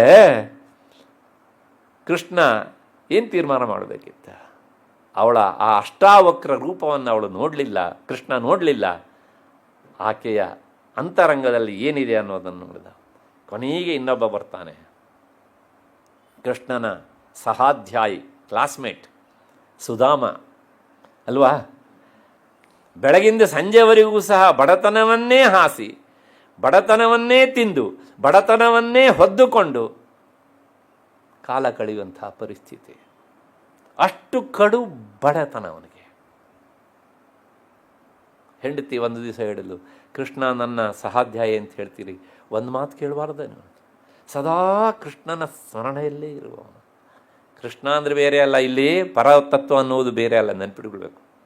ನಾನು ಭಾಗವತ ಹೇಳಬೇಕಿದ್ರೆ ಕೃಷ್ಣ ಶಬ್ದ ಅರ್ಥವನ್ನು ಹೇಳಿದ್ದೇನೆ ಅಂತ ನೆನಪು. ಧರೆಗಿಳಿದು ಬಂದ ಪರತತ್ವ, ಬ್ರಹ್ಮಸ್ವರೂಪ ಅಂತಲೇ ಅರ್ಥ ಕೃಷ್ಣ ಅನ್ನೋದಕ್ಕೆ. ಆಯಿತು, ನನಗಾಗಿ ಬೇಡ, ನಿನಗೋಸ್ಕರ ಅಂಥೇಳಿ ಆತ ಹೋಗ್ತಾನೆ. ಹೋಗ್ಬೇಕಿದ್ರೆ ಏನಾದರೂ ಕೊಡು. ಯಾಕೆಂದರೆ ರಿಕ್ತಪಾಣಿ ನ ಸೇವೇತ ರಾಜಾನಂ ದೈವತಂ ಗುರುಂ ಒಂದು ಮಾತುಂಟು. ಬರೀ ಕೈಯಲ್ಲಿ ಇಷ್ಟು ಜನರನ್ನು ನೋಡಬಾರ್ದು. ಗುರುಗಳಾದವ್ರನ್ನ, ದೇವಾಲಯಕ್ಕೆ ಹೋಗಬೇಕಿದ್ರೆ ದೇವರನ್ನು, ಮತ್ತು ರಾಜನನ್ನು ನೋಡಬಾರ್ದು. ಕೃಷ್ಣ ಇದರೊಳಗೆ ಯಾವುದಲ್ಲ ಅಲ್ವಾ. ಹಾಗಾಗಿ ಏನಾದರೂ ಕೊಡು, ಏನಾದರೂ ಕೊಡು ಅಂತ ಹೇಳಿದ್ರೆ ಏನುಂಟು ಮನೆಯಲ್ಲಿ ಕೊಡೋದಕ್ಕೆ? ಆಮೇಲೆ ಅಕ್ಕಪಕ್ಕದ ಮನೆಯಲ್ಲಿ ಯಾಚಿತ್ವಾ ಚತುರೋ ಮುಷ್ಟೀಹಿ, ಕೇಳಿ ತಂದಿದ್ದಾಳೆ. ಒಬ್ಬೊಬ್ಬರು ಮನೆ ಅವಲಕ್ಕಿ, ಒಂದು ಮನೆಯಲ್ಲಿ ಅವಲಕ್ಕಿ ಹೆಸರು ಇದ್ದಿದ್ದೆಲ್ಲ ನೆಲ್ಲೆ ಅದರೊಳಗೆ, ಮತ್ತೊಂದು ಮನೆಯಲ್ಲಿ ಅವಲಕ್ಕಿ ಹೆಸರು ಇದ್ದಿದ್ದು ಅಕ್ಕಿ. ಹೀಗಿದ್ದಿರಬೇಕು ಪ್ರಾಯಶಃ ಅದು. ಅದನ್ನು ಒಂದು ತನ್ನ ಹರಕು ಉತ್ತರೀಯದ ತುದಿಯಲ್ಲಿ ಕಟ್ಟಿಕೊಂಡು ಕಂಕಳಲ್ಲಿ ಹಾಕ್ಕೊಂಡು ಹೋಗಿದ್ದಾನೆ. ತಲೆ ತುಂಬ ಕೃಷ್ಣ. ವಿದ್ಯಾಭ್ಯಾಸ ಮುಗಿದಾದ್ಮೇಲೆ ಈವರೆಗೆ ಕೃಷ್ಣನ ನೋಡಲಿಲ್ಲ. ನಾನು ಹೋದರೆ ನನ್ನನ್ನು ಒಳಗೆ ಬಿಡ್ತಾರ, ನನ್ನನ್ನು ಒಳಗೆ ಸೇರಿಸ್ತಾರ, ಕೃಷ್ಣನಿಂದ ನನಗೆ ಗುರ್ತ ಸಿಗತ್ತಾ? ಏನು ವಿಚಾರ ಮಾಡಿದರೂ ಕೃಷ್ಣನಲ್ಲಿ ಮುಕ್ತಾಯ ಆಗಬೇಕು ಅದು. ಹೀಗೆ ತುಂಬಿಕೊಂಡು ಹೋಗ್ತಾ ಇದ್ದಾಗ ಕೃಷ್ಣ ಏನು ಮಾಡ್ತಾ ಇದ್ದ? ಅಂತಃಪುರದಲ್ಲೇ ಇದ್ದ. ಆ ಸಂದರ್ಭದಲ್ಲಿ ರುಕ್ಮಿಣಿ ಅವನು ಕಾಲು ಒತ್ತುತ್ತಾ ಇದ್ಲು. ತಕ್ಷಣ ಹೇಳ್ತಾನೆ, ಕಾಲು ಒತ್ತೋದನ್ನು ನಿಲ್ಲಿಸು, ಒಬ್ಬ ಮಹಾಜ್ಞಾನಿ ಬರ್ತಾ ಇದ್ದಾನೆ ಅಂತ ಕೃಷ್ಣ.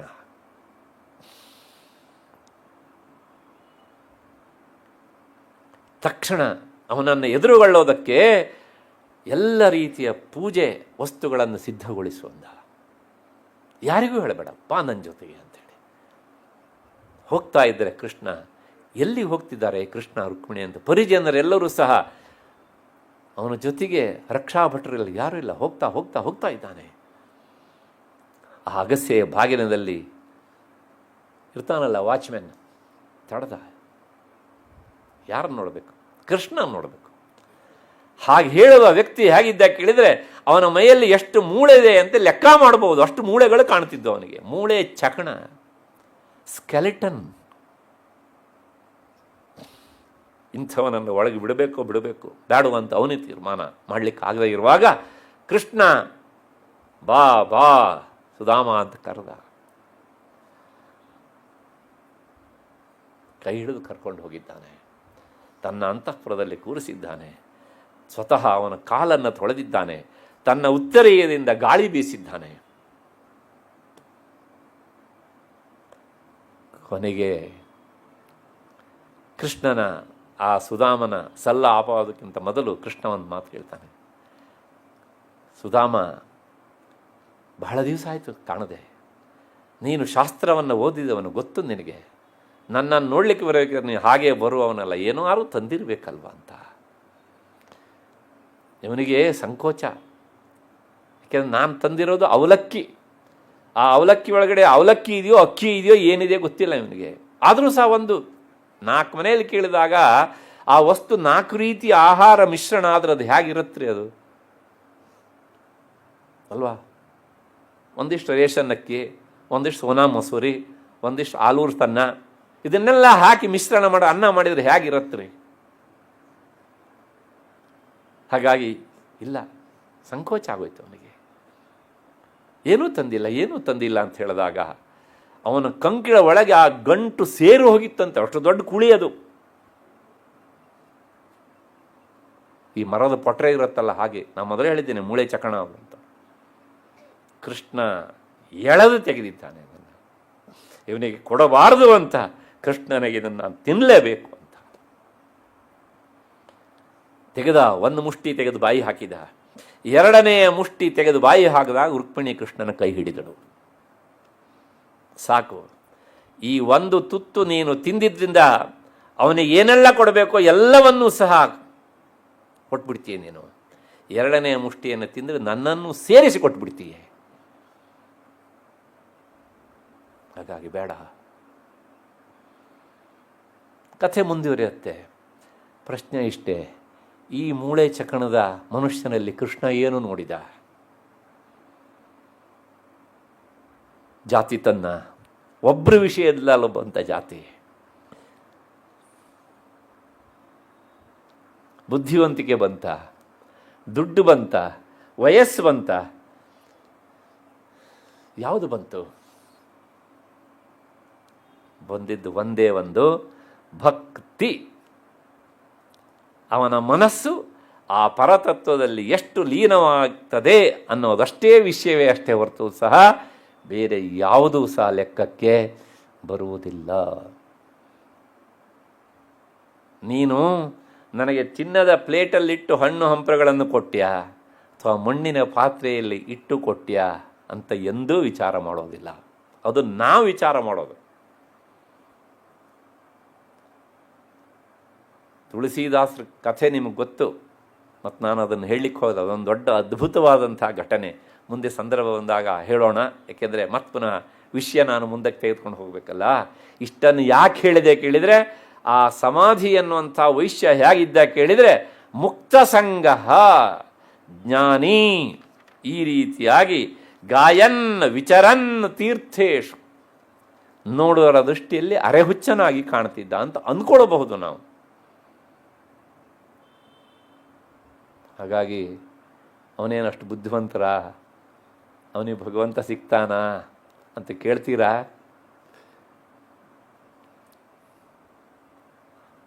ನಮ್ಮ ಬುದ್ಧಿವಂತಿಕೆ ನೋಡೋದಿಲ್ಲ. ಯಾಕೆ ಕೇಳಿದರೆ, ಬುದ್ಧಿವಂತರಾದವರು ಬಹಳ ಲೆಕ್ಕಾಚಾರ ಮಾಡ್ತಾರೆ.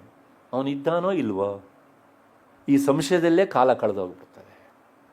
ನಾನು ಪದೇ ಪದೇ ಹೇಳ್ತೇನೆ, ಅದಕ್ಕೋಸ್ಕರ ವಿಜ್ಞಾನ ಕ್ಷೇತ್ರಕ್ಕೆ ಕಾಲಿಡುವಾಗ ವಿಚಾರ ಮಾಡಿ, ಹೆಚ್ಚೆಚ್ಚು ವಿಚಾರ ಮಾಡಿ, ವಿಚಾರದಿಂದ ವಿಶ್ವಾಸ ಪಡೆಯಿರಿ. ಯಾವುದೋ ಒಂದು ಪ್ರಯೋಗ ಮಾಡ್ತೀರಿ, ಆ ಪ್ರಯೋಗ ಮಾಡಿದ ರಿಸಲ್ಟ್ ಬರುತ್ತಲ್ಲ, ಅದ್ರ ಮೇಲೆ ನಿಮ್ಮ ವಿಶ್ವಾಸ ತೀರ್ಮಾನ ಆಗುತ್ತೆ. ಅಧ್ಯಾತ್ಮದ ಪಥದಲ್ಲಿ ಮೊದಲು ಗುರು ಹೇಳಿದ ಮಾತು, ವಿಶ್ವಾಸ ದೃಢವಾಗಬೇಕು, ಆ ವಿಶ್ವಾಸದ ಮೇಲೆ ವಿಚಾರ. ಇರುವ ವ್ಯತ್ಯಾಸ ಹೀಗೆ. ಅಷ್ಟು ಹಿನ್ನೆಲೆಯಲ್ಲಿ ಕೊನೆಗೆ ಈತ ಏನು ಮಾಡಿದ ಅಂತಂದರೆ, ಈ ರೀತಿಯಾಗಿ ತನ್ನ ದೇಹ ಬಿದ್ದು ಹೋಗುವುದನ್ನೇ ಕಾಯ್ತಾ ಇದ್ದ. ಎಂದು ನಾನು ಜಗನ್ಮಾತೆಯೊಂದಿಗೆ ಒಂದಾಗ್ತೇನೆ ಅಂತ ಕಾಯ್ತಾ ಇದ್ದ. ಹೀಗೆ ಏತತ್ತೇ ಕಥಿತಂ ವಿಪ್ರ ದೇವಿಯ ಮಾಹಾತ್ಮ್ಯಮುತ್ತಮಂ. ಹೀಗೆ ಇಂಥ ಶ್ಲೋಕಗಳನ್ನು ಹೇಳುವಂಥ ಕೆಲವು ಅಧಿಕ ಪಾಠ ನಮಗೆ ಕಂಡುಬರುತ್ತೆ ಅಂತಾರೆ ಈ ವ್ಯಾಖ್ಯಾನಕಾರರು. ಅವರ ಪ್ರಕಾರ ಈ ಅಧಿಕ ಶ್ಲೋಕದಲ್ಲಿ ಇರುವ ಪಾಠದ ಪ್ರಕಾರ ಅವರಿಬ್ಬರೂ ಸಹ ಮತ್ತೆ ಪುನಃ ಸುರಥ ಮತ್ತು ಸಮಾಧಿ ಭೇಟಿಯಾಡೋದ್ರ ಬಗ್ಗೆ ನೇರ ಮಾತಿಲ್ಲ. ಸುರಥ ತನ್ನ ಗುರುವಾದಂಥ ಅಂದರೆ ಆ ಸುಮೇಧ ಋಷಿಯನ್ನು ಕಂಡಿದ್ದಾನೆ. ಹಾಗಾಗಿ ಇವನು ಸಹ ನೋಡಿರಬಹುದು. ನೋಡಿಯೂ ಆತನಿಗೆ ಇವರು ಸುಮೇಧ ಮಹರ್ಷಿಗಳು ಅಂತ ಕಣ್ಣಿಗೆ ಕಂಡರೂ ಮನಸ್ಸಿಗೆ ಅದು ಅನುಭವಕ್ಕೆ ಬಂದಿತ್ತೋ ಇಲ್ಲೋ ಗೊತ್ತಿಲ್ಲ. ಯಾಕೆಂದರೆ ಅಷ್ಟರ ಮಟ್ಟಿಗೆ ಅವನು ಜಗನ್ಮಾತೆಯನ್ನು ತನ್ನ ಮನಸ್ಸಿನಲ್ಲಿ ತುಂಬಿಕೊಂಡಿದ್ದ. ಈ ರೀತಿಯಾಗಿ ಅವರು ಇದ್ದರು ಅಂತ ಗೊತ್ತಾಗುತ್ತೆ. ಕೊನೆಗೆ ಇಂತಹ ವಿಷಯವನ್ನು ಹೇಳಿ ಅಲ್ಲಿಗೆ ಒಂದು ಸ್ಪಷ್ಟ ಆಗುತ್ತೆ, ಸುರಥ ಆ ಸುಮೇಧ ಋಷಿಯನ್ನು 2ನೇ ಸಲ ನೋಡಿದ್ದಾನೆ. ತನ್ನ ಸಾಧನೆಯನ್ನು ಮಾಡಿ ಜಗನ್ಮಾತೆಯಿಂದ ವರವನ್ನು ಪಡ್ಕೊಂಡು ಬಂದಾದ ಮೇಲೆ, ಆ ವರವನ್ನು ಪಡ್ಕೊಂಡು ಆದ ಮೇಲೆ ಆತ ನೋಡ್ತಾನೆ. ಇದು ಒಂದು ವಿಷಯ. ಅದಕ್ಕಿಂತ ಮೊದಲು ಇಲ್ಲಿ ಒಂದು ಮಾತು ಬರ್ತದೆ. ಏನು ಅಂದರೆ, ಈ 13ನೇ ಅಧ್ಯಾಯದ 5ನೇ ಮಂತ್ರ, ಪುಸ್ತಕ ಇದ್ದವ್ರು ನೋಡ್ಕೊಳ್ಬೋದು. ತಾಮುಪೇಹಿ ಮಹಾರಾಜ ಶರಣಂ ಪರಮೇಶ್ವರೀಂ ಆರಾಧಿತ ಶೈವ ನೃಣಾಂ ಭೋಗ ಸ್ವರ್ಗಾಪವರ್ಗದ. ಇಬ್ಬರಿಗೂ ಹೇಳಿದಂಥ ಮಾತು ಸುರಥನನ್ನು ನೇರವಾಗಿ ಆತ ಸಂಬೋಧಿಸಿ ಹೇಳ್ತಾನೆ. ಸುಮೇಧ ಮಹರ್ಷಿ, ಈ ನಿಮ್ಮ ಮೋಹ ಅಳಿಬೇಕು, ನಾನು ನನ್ನವರನ್ನಂಥ ಮಮಕಾರ ಕತ್ತರಿಸಿ ಹೋಗಬೇಕು. ನೀವು ಮಾಡಬೇಕಂತ ಮೊದಲು ಕೆಲಸ ಏನು ಅಂದರೆ, ಜಗನ್ಮಾತೆಗೆ ಶರಣು ಹೋಗಿ, ಅವಳೇ ನಿಮ್ಮ ಮೋಹವನ್ನು ಕತ್ತರಿಸ್ತಾಳೆ ಅಂತ. ಹಾಗೆ ಹೇಳಿ ಆದಮೇಲೆ ಆರಾಧಿತ ಶೈವ ನೃಣಾಂ, ಮನುಷ್ಯರಿಂದ ಆರಾಧಿಸಲ್ಪಟ್ಟಂಥ ಅವಳು ಭೋಗ ಸ್ವರ್ಗ, ಭೋಗ ಬಯಸುವವರಿಗೆ ಭೋಗ ಅಂದರೆ ಸುಖ ಬಯಸುವವರಿಗೆ ಸುಖ, ಮತ್ತು ಅಪವರ್ಗ ಮೋಕ್ಷ ಬಯಸುವವರಿಗೆ ಮೋಕ್ಷ, ಎರಡನ್ನೂ ಕೊಡ್ತಾಳೆ ಅಂತ ಸುಮೇಧ ಮಹರ್ಷಿ ಹೇಳಿದ್ದಾರಲ್ಲ. ಹಾಗೆ ಹೇಳುವಾಗ ಆರಾಧನೆಯ ವಿಚಾರವನ್ನು ಅವರು ಕೇಳಿದ್ದಾರೆ. ವಿಶೇಷವಾಗಿ ಸುರಥ ರಾಜ ಕೇಳಿದ್ದಾನೆ, ಹೇಗೆ ಆರಾಧಿಸಬೇಕು ಅಂತ. ಆವಾಗ ಸುದೀರ್ಘವಾಗಿ ಈ ವಿಚಾರವನ್ನು ಸುಮೇಧ ಮಹರ್ಷಿ ಸುರಥನಿಗೆ ಹೇಳಿದ್ದಾನೆ. ಹಾಗೆ ಹೇಳಿದಾಗ ಸಪ್ತಶತಿ ಗ್ರಂಥ ಅನ್ನೋದು ಉಂಟಲ್ಲ, ಅದು ಎಷ್ಟಕ್ಕೆ ಹೋಗಿತ್ತಂತೆ ಅಂದರೆ 9 ಶತಿ ಆಗಿತ್ತಂತೆ. ಅಂದರೆ ಈ 3 ಅಧ್ಯಾಯಗಳಲ್ಲಿ ಒಳಗೊಂಡಂತಹ ರಹಸ್ಯತ್ರಯ ವಿಚಾರ ಉಂಟಲ್ಲ, ಅದೂ ಸಹ ಈ 13ನೇ ಅಧ್ಯಾಯದ ಭಾಗವಾಗಿ ಉಳಿದಿತ್ತು. ಇಷ್ಟು ಕೇಳಿ ಆದಮೇಲೆ ಈಗ ನಿಮಗೊಂದು ಸಂಶಯ ಬರ್ತದೆ, ಹಾಗಿದ್ರೆ ಮತ್ತದು ಯಾಕೆ ಬೇರೆ ಆಯ್ತು ರೀ? ನವಶತಿ ಇದ್ದಿದ್ದು ಯಾಕೆ ಸಪ್ತಶತಿ ಆಯ್ತು ರೀ? ನಾನು ಮೊದಲೇ ಹೇಳಿದ್ದೇನೆ, ತುಂಬ ವಿಚಾರದ ಘಟ್ಟಗಳುಂಟು ಇಲ್ಲಿ ಅಂತ. ಅಂದರೆ ಇದಕ್ಕೆಲ್ಲದಕ್ಕೂ ಸಹ ವ್ಯಾಖ್ಯಾನಕಾರರು ಮತ್ತೆ ಪುನಃ ಸುದೀರ್ಘ ಅಂತಹ ಉತ್ತರವನ್ನು ಕೊಡ್ತಾರೆ. ಅವರು ಹೇಳಿ ಆದಮೇಲೆ ಹೌದು ಹೀಗಾಗುವ ಸಾಧ್ಯತೆ ಇದೆ ಅನ್ನುವಂತಹ ಒಂದು ಯೋಚನೆ ನಮ್ಮ ಮನಸ್ಸಿನಲ್ಲಿ ದೃಢವಾಗತ್ತೆ. ಅಷ್ಟು ಹಿನ್ನೆಲೆಯಲ್ಲಿ ಆ ವಿಚಾರವನ್ನು ಮತ್ತೆ ಪುನಃ ನಾವು ನೋಡಬೇಕಾದದ್ದು ಉಂಟು. ಆ ವಿಚಾರವನ್ನು ನಾಳೆ ಹೇಳ್ತೇನೆ. ಇಷ್ಟೆಲ್ಲ ವಿಚಾರವನ್ನು ಹೇಳಿದ ಮೇಲೆ ವ್ಯಾಖ್ಯಾನಕಾರ ಒಂದು ಮಾತನ್ನು ಹೇಳ್ತಾರೆ. ದುರ್ಗಾ ಸಪ್ತಶತಿಯನ್ನು ಕುರಿತು ಹೇಳಿದಂಥ ಮಾತು ಏನು ಅಂದರೆ, ಯ ಏತತ್ ಪುಸ್ತಕಂ ನಿತ್ಯಂ ಭಕ್ತ್ಯಾ ಸಂಪೂಜಯೇನ್ನರಃ. ದುರ್ಗಾ ಸಪ್ತಶತಿಯನ್ನು ಅಧ್ಯಯನ ಪಾರಾಯಣ ಮಾಡುವುದನ್ನು ಕಲಿಯೋದಕ್ಕೆ ಆಗಲಿಲ್ಲ, ಆದರೆ ಕಲಿಬೇಕು ಅಂತ ಮನಸ್ಸಿನ ತುಂಬ ಆಸೆ ಉಂಟು. ಅವಕಾಶ ಒದಗಿ ಬರಲಿಲ್ಲ, ಹೇಳ್ಕೊಡೋರು ಸಿಗಲಿಲ್ಲ, ಏನೇನೋ ತೊಡಕಾಯಿತು ಅಂತ ಇಟ್ಕೊಳ್ಳಿ. ಹಾಗಿದ್ರೆ ಅವನಿಗೆ ಅವಕಾಶ ಸಿಗಬೇಕು ಅಂದರೆ ಏನು ಮಾಡಬೇಕು ಅಂತಂದರೆ, ಅಂಗಡಿಗೆ ಹೋಗಿ ಒಂದು ದುರ್ಗಾ ಸಪ್ತಶತಿ ಪುಸ್ತಕವನ್ನು ತಗೊಂಡು ಬಾ. ಅದು ಪುಸ್ತಕ ಅಂತ ಭಾವಿಸಬೇಡ, ಜಗನ್ಮಾತೆ ಅಕ್ಷರ ರೂಪದಲ್ಲಿ ಇಲ್ಲಿದ್ದಾಳೆ ಅಂತ ಭಾವಿಸು. ಜಗದಂಬಾಯೈ ನಮಃ, ಚಂಡಿಕಾಯೈ ನಮಃ, ಮಹಾಲಕ್ಷ್ಮೀ ನಮಃ, ಏನು ಬರುತ್ತೋ ಅವಳ ಹೆಸರು ಅದನ್ನು ಹೇಳಿ ಆ ಪುಸ್ತಕದ ಮೇಲೆ ಒಂದು ಹೂವನ್ನು ಹಾಕು.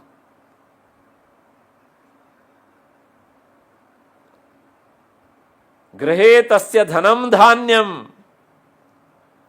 ಅವನಿಗೆ ಜಗನ್ಮಾತೆ ಅನುಗ್ರಹವಾಗ್ತದೆ.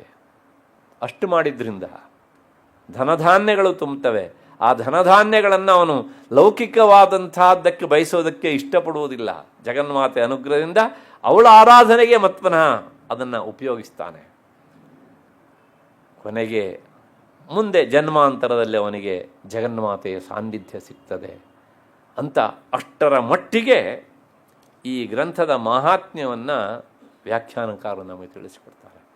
ಅಲ್ಲ, ಬರೇ ಪುಸ್ತಕದ ಮೇಲೆ ಒಂದು ಹೂ ಹಾಕಿದ್ರಿಂದ ಇಷ್ಟೆಲ್ಲ ಆಗತ್ತನ್ರಿ ಅಂತ ನೀವು ಕೇಳಬಹುದು. ಇದೆಲ್ಲ ಸುಮ್ಮನೆ ಬಾಲಿಶವಾದ ಮಾತು ಅಂತ ಒಂದು ನೆನ್ಪಿಟ್ಕೊಳ್ಳಿ. ಶ್ರದ್ಧಾಂ ಕಾಮಸ್ಯ ಮಾತರಂ. ನಿಮ್ಮ ಭಕ್ತಿಯೋ ಶ್ರದ್ಧೆಯೋ ಎಷ್ಟು ಡೀಪ್ ಆಗಿದೆ ಅನ್ನೋದ ಮೇಲೆ ಅದು ತೀರ್ಮಾನ ಆಗುತ್ತೆ. ಬೆಂಗಳೂರಿನಲ್ಲಿ ನಡೆದ ಘಟನೆ ಒಂದು ಹೇಳಿಬಿಡ್ತೀನಿ. ನೀವು ಅದನ್ನು ಹೇಳಿ ನಾನು ಇವತ್ತಿನ ಮಾತನ್ನು ನಿಲ್ಲಿಸ್ತೇನೆ.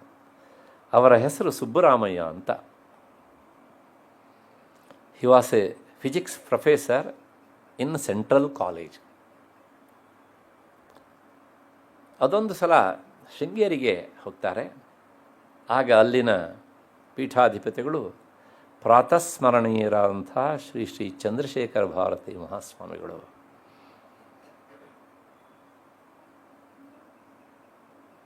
ಇವ್ರಿಗೆ ಏನೋ ಕೇಳಬೇಕು ಅಂತ ಮನಸ್ಸಿನ ತುಂಬ. ಆದರೆ ಏನು ಕೇಳಬೇಕು? ಏಕೆಂದರೆ ಕೆಲವು ಸಲ ಕಲ್ಪವೃಕ್ಷ ಹತ್ರ ಹೋಗಿ ನನಗೊಂದು ಸೂಜಿ ಕೊಡು ಅಂತ ಕೇಳಿದರೆ ಹಾಸ್ಯಾಸ್ಪದ ಅಲ್ವಾ? ಹಾಗಾಗ್ಬಿಡುತ್ತೆ. ಏನು ಕೇಳಬೇಕು ಅಂತ ಗೊತ್ತಿಲ್ಲ, ಅದು ಕೇಳಬೇಕು ಅಂತ ತುಡಿತ ಅಷ್ಟೇ. ಅವ್ರನ್ನೇ ನೋಡ್ತಾ ನಿಂತಾಗ ಅವರೇ ಕರೆದರಂತೆ. ಇವರ ಅಂತರಂಗ ಅವರಿಗೆ ಸ್ಪಷ್ಟ ಆಗಿಬಿಟ್ಟಿದೆ ಹೀಗೆ ಅಂತ ಕರೆದು ಬ್ರಹ್ಮಸೂತ್ರವನ್ನು ಓದು ಅಂತ ಹೇಳಿದ್ರಂತೆ. ತಕ್ಷಣ ಇವರ ರಿಯಾಕ್ಷನ್ ಹೇಗಿತ್ತು ಕೇಳಿದರೆ, ನನಗೆ ಮೊದಲನೇದಾಗಿ ಸಂಸ್ಕೃತ ಬರುವುದಿಲ್ಲ, ಅದಿರೋದು ಸಂಸ್ಕೃತದಲ್ಲಿ, ವೇದಾಂತ ನನಗೆ ಅರ್ಥ ಆಗುವುದಿಲ್ಲ, ಹೇಗೆ ನಾನು ಓದಲಿ ಅಂತ ಕೈ ಜೋಡಿಸಿ ಹೃದಯವನ್ನು ಬಿಚ್ಚಿಟ್ಟುಬಿಟ್ಟಿದ್ದಾರೆ. ಆಗ ಅವರು ಹೇಳಿದ ಮಾತು ಗುರುಗಳು, ಏನೂ ಮಾಡಬೇಡಿ, ಬ್ರಹ್ಮಸೂತ್ರ ಪುಸ್ತಕ ಇದೆಯಾ ಮನೆಯಲ್ಲಿ? ಇದೆ. ಪ್ರತಿದಿನ ಅದರ ಮೇಲೆ ಒಂದು ಹೂವನ್ನು ಹಾಕಿ ಶ್ರದ್ಧೆಯಿಂದ ನಮಸ್ಕರಿಸಿ, ಸಾಕ್ಷಾತ್ ಪರಬ್ರಹ್ಮ ವಸ್ತುವೇ ಈ ರೂಪದಲ್ಲಿ ಇದೆ ಅಂತ ಭಾವಿಸಿ, ಆ ವಸ್ತುವಿಗೆ ಒಂದು ಆಕಾರವನ್ನು ಕೊಟ್ಟರೆ ಈ ಪುಸ್ತಕ ಆಗತ್ತೆ ಅಂತ ಭಾವಿಸಿ, ಅಲ್ಲಿರುವ ಒಂದೊಂದು ಅಕ್ಷರವೂ ಸಹ ಅದು ಆ ಪರಬ್ರಹ್ಮ ವಸ್ತುವನ್ನು ತಿಳಿಸುವಂತಹದ್ದು ಅಂತ ಭಾವಿಸಿ. ಮಾಡ್ತೀರಾ? ಮಾಡ್ತೀನಿ. 8-10 ವರ್ಷಗಳ ಕಾಲ ಇದೇ ಅವರ ವ್ರತ ರೀ. Being A physics professor. ಆಮೇಲೆ ಒಂದು ಜ್ಞಾನಿಗಳ ಅನುಗ್ರಹ, ಇನ್ನೊಂದು ಅವರ ನಿಷ್ಠೆ. ಕೊನೆಯಲ್ಲಿ ಮನೆಯಲ್ಲಿ ವೇದಾಂತ ಪಾಠ ಮಾಡೋದಕ್ಕೆ ಶುರು ಮಾಡಿದರು. ನಿಮಗೆ ಹೇಳಿದರೂ ಆಶ್ಚರ್ಯ ಆಗ್ಬೋದು, ದಕ್ಷಿಣಾಮೂರ್ತಿ ಸ್ತೋತ್ರದ ಮೇಲೆ 2 ವಾಲ್ಯೂಮ್ ಆಗುವಷ್ಟು ಪುಸ್ತಕವನ್ನು ಬರೆದರು. ಬರೇ 10 ಶ್ಲೋಕಗಳ ಮೇಲೆ 2 ವಾಲ್ಯೂಮ್ ವೇದಾಂತವನ್ನು ಫಿಸಿಕ್ಸ್ನ ಜೊತೆಗೆ ಕಂಪೇರ್ ಮಾಡ್ತಾ ಮಾಡ್ತಾ ಮಾಡ್ತಾ. ನಾನು ಯಾವುದೋ ಓಬಿರಾಯನ ಕಾಲದ ಕಥೆಯನ್ನು ಹೇಳ್ತಾ ಇಲ್ಲ. ನಾವು ನೀವು ಯಾವ ಕಾಲದಲ್ಲಿ ಈಗಿದ್ದೇವೋ ಇದೇ ಕಾಲದಲ್ಲಿ ನಡೆದಂತಹ ಘಟನೆಯನ್ನು ನಿಮ್ಮ ಮುಂದೆ ಇಟ್ಟಿದ್ದೇನೆ. ಬೇಕಿದ್ದರೆ ಇವತ್ತಿಗೂ ಸಹ ಆ ಶಂಕರ ಮಠದ ಲೈಬ್ರರಿ ಹೋಗಿ ಅಥವಾ ವೇದಾಂತ ಭಾರತಿಯಲ್ಲಿ ವಿಚಾರಿಸಿ, ಸುಬ್ರಹ್ಮಣ್ಯವರು ಬರೆದಂತಹ ದಕ್ಷಿಣಾಮೂರ್ತಿ ಸ್ತೋತ್ರದ ಪುಸ್ತಕ ಕೊಡಿ ಅಂದರೆ ನಿಮಗೆ 2 ವಾಲ್ಯೂಮ್ ಕೊಡ್ತಾರೆ. ಇತ್ತೀಚೆಗೆ ಈಗ ಸುಮಾರು 2 ವರ್ಷಗಳ ಹಿಂದೆ ಒಬ್ಬರು ಅಮೂರ್ ಅಂತ ದೊಡ್ಡ ಸಾಹಿತಿಗಳಿದ್ದರು, ಅವರು ದೇಹ ಬಿಟ್ಟಿದ್ದಾರೆ ಈಗ. ಅವರು ಅದನ್ನು ಕನ್ನಡಕ್ಕೂ ಸಹ ತರ್ಜುಮೆ ಮಾಡಿದ್ದಾರೆ. ಯಾಕಿಷ್ಟೆಲ್ಲ ಹೇಳಿದೆ ಅಂದರೆ, ಒಂದು ಪುಸ್ತಕದ ಮೇಲೆ ನಾವು ಶ್ರದ್ಧೆಯಿಂದ ಹೂವನ್ನು ಹಾಕುವುದರಿಂದಲೂ ಸಹ ಏನೆಲ್ಲ ಬದಲಾವಣೆ ಆಗ್ತದೆ.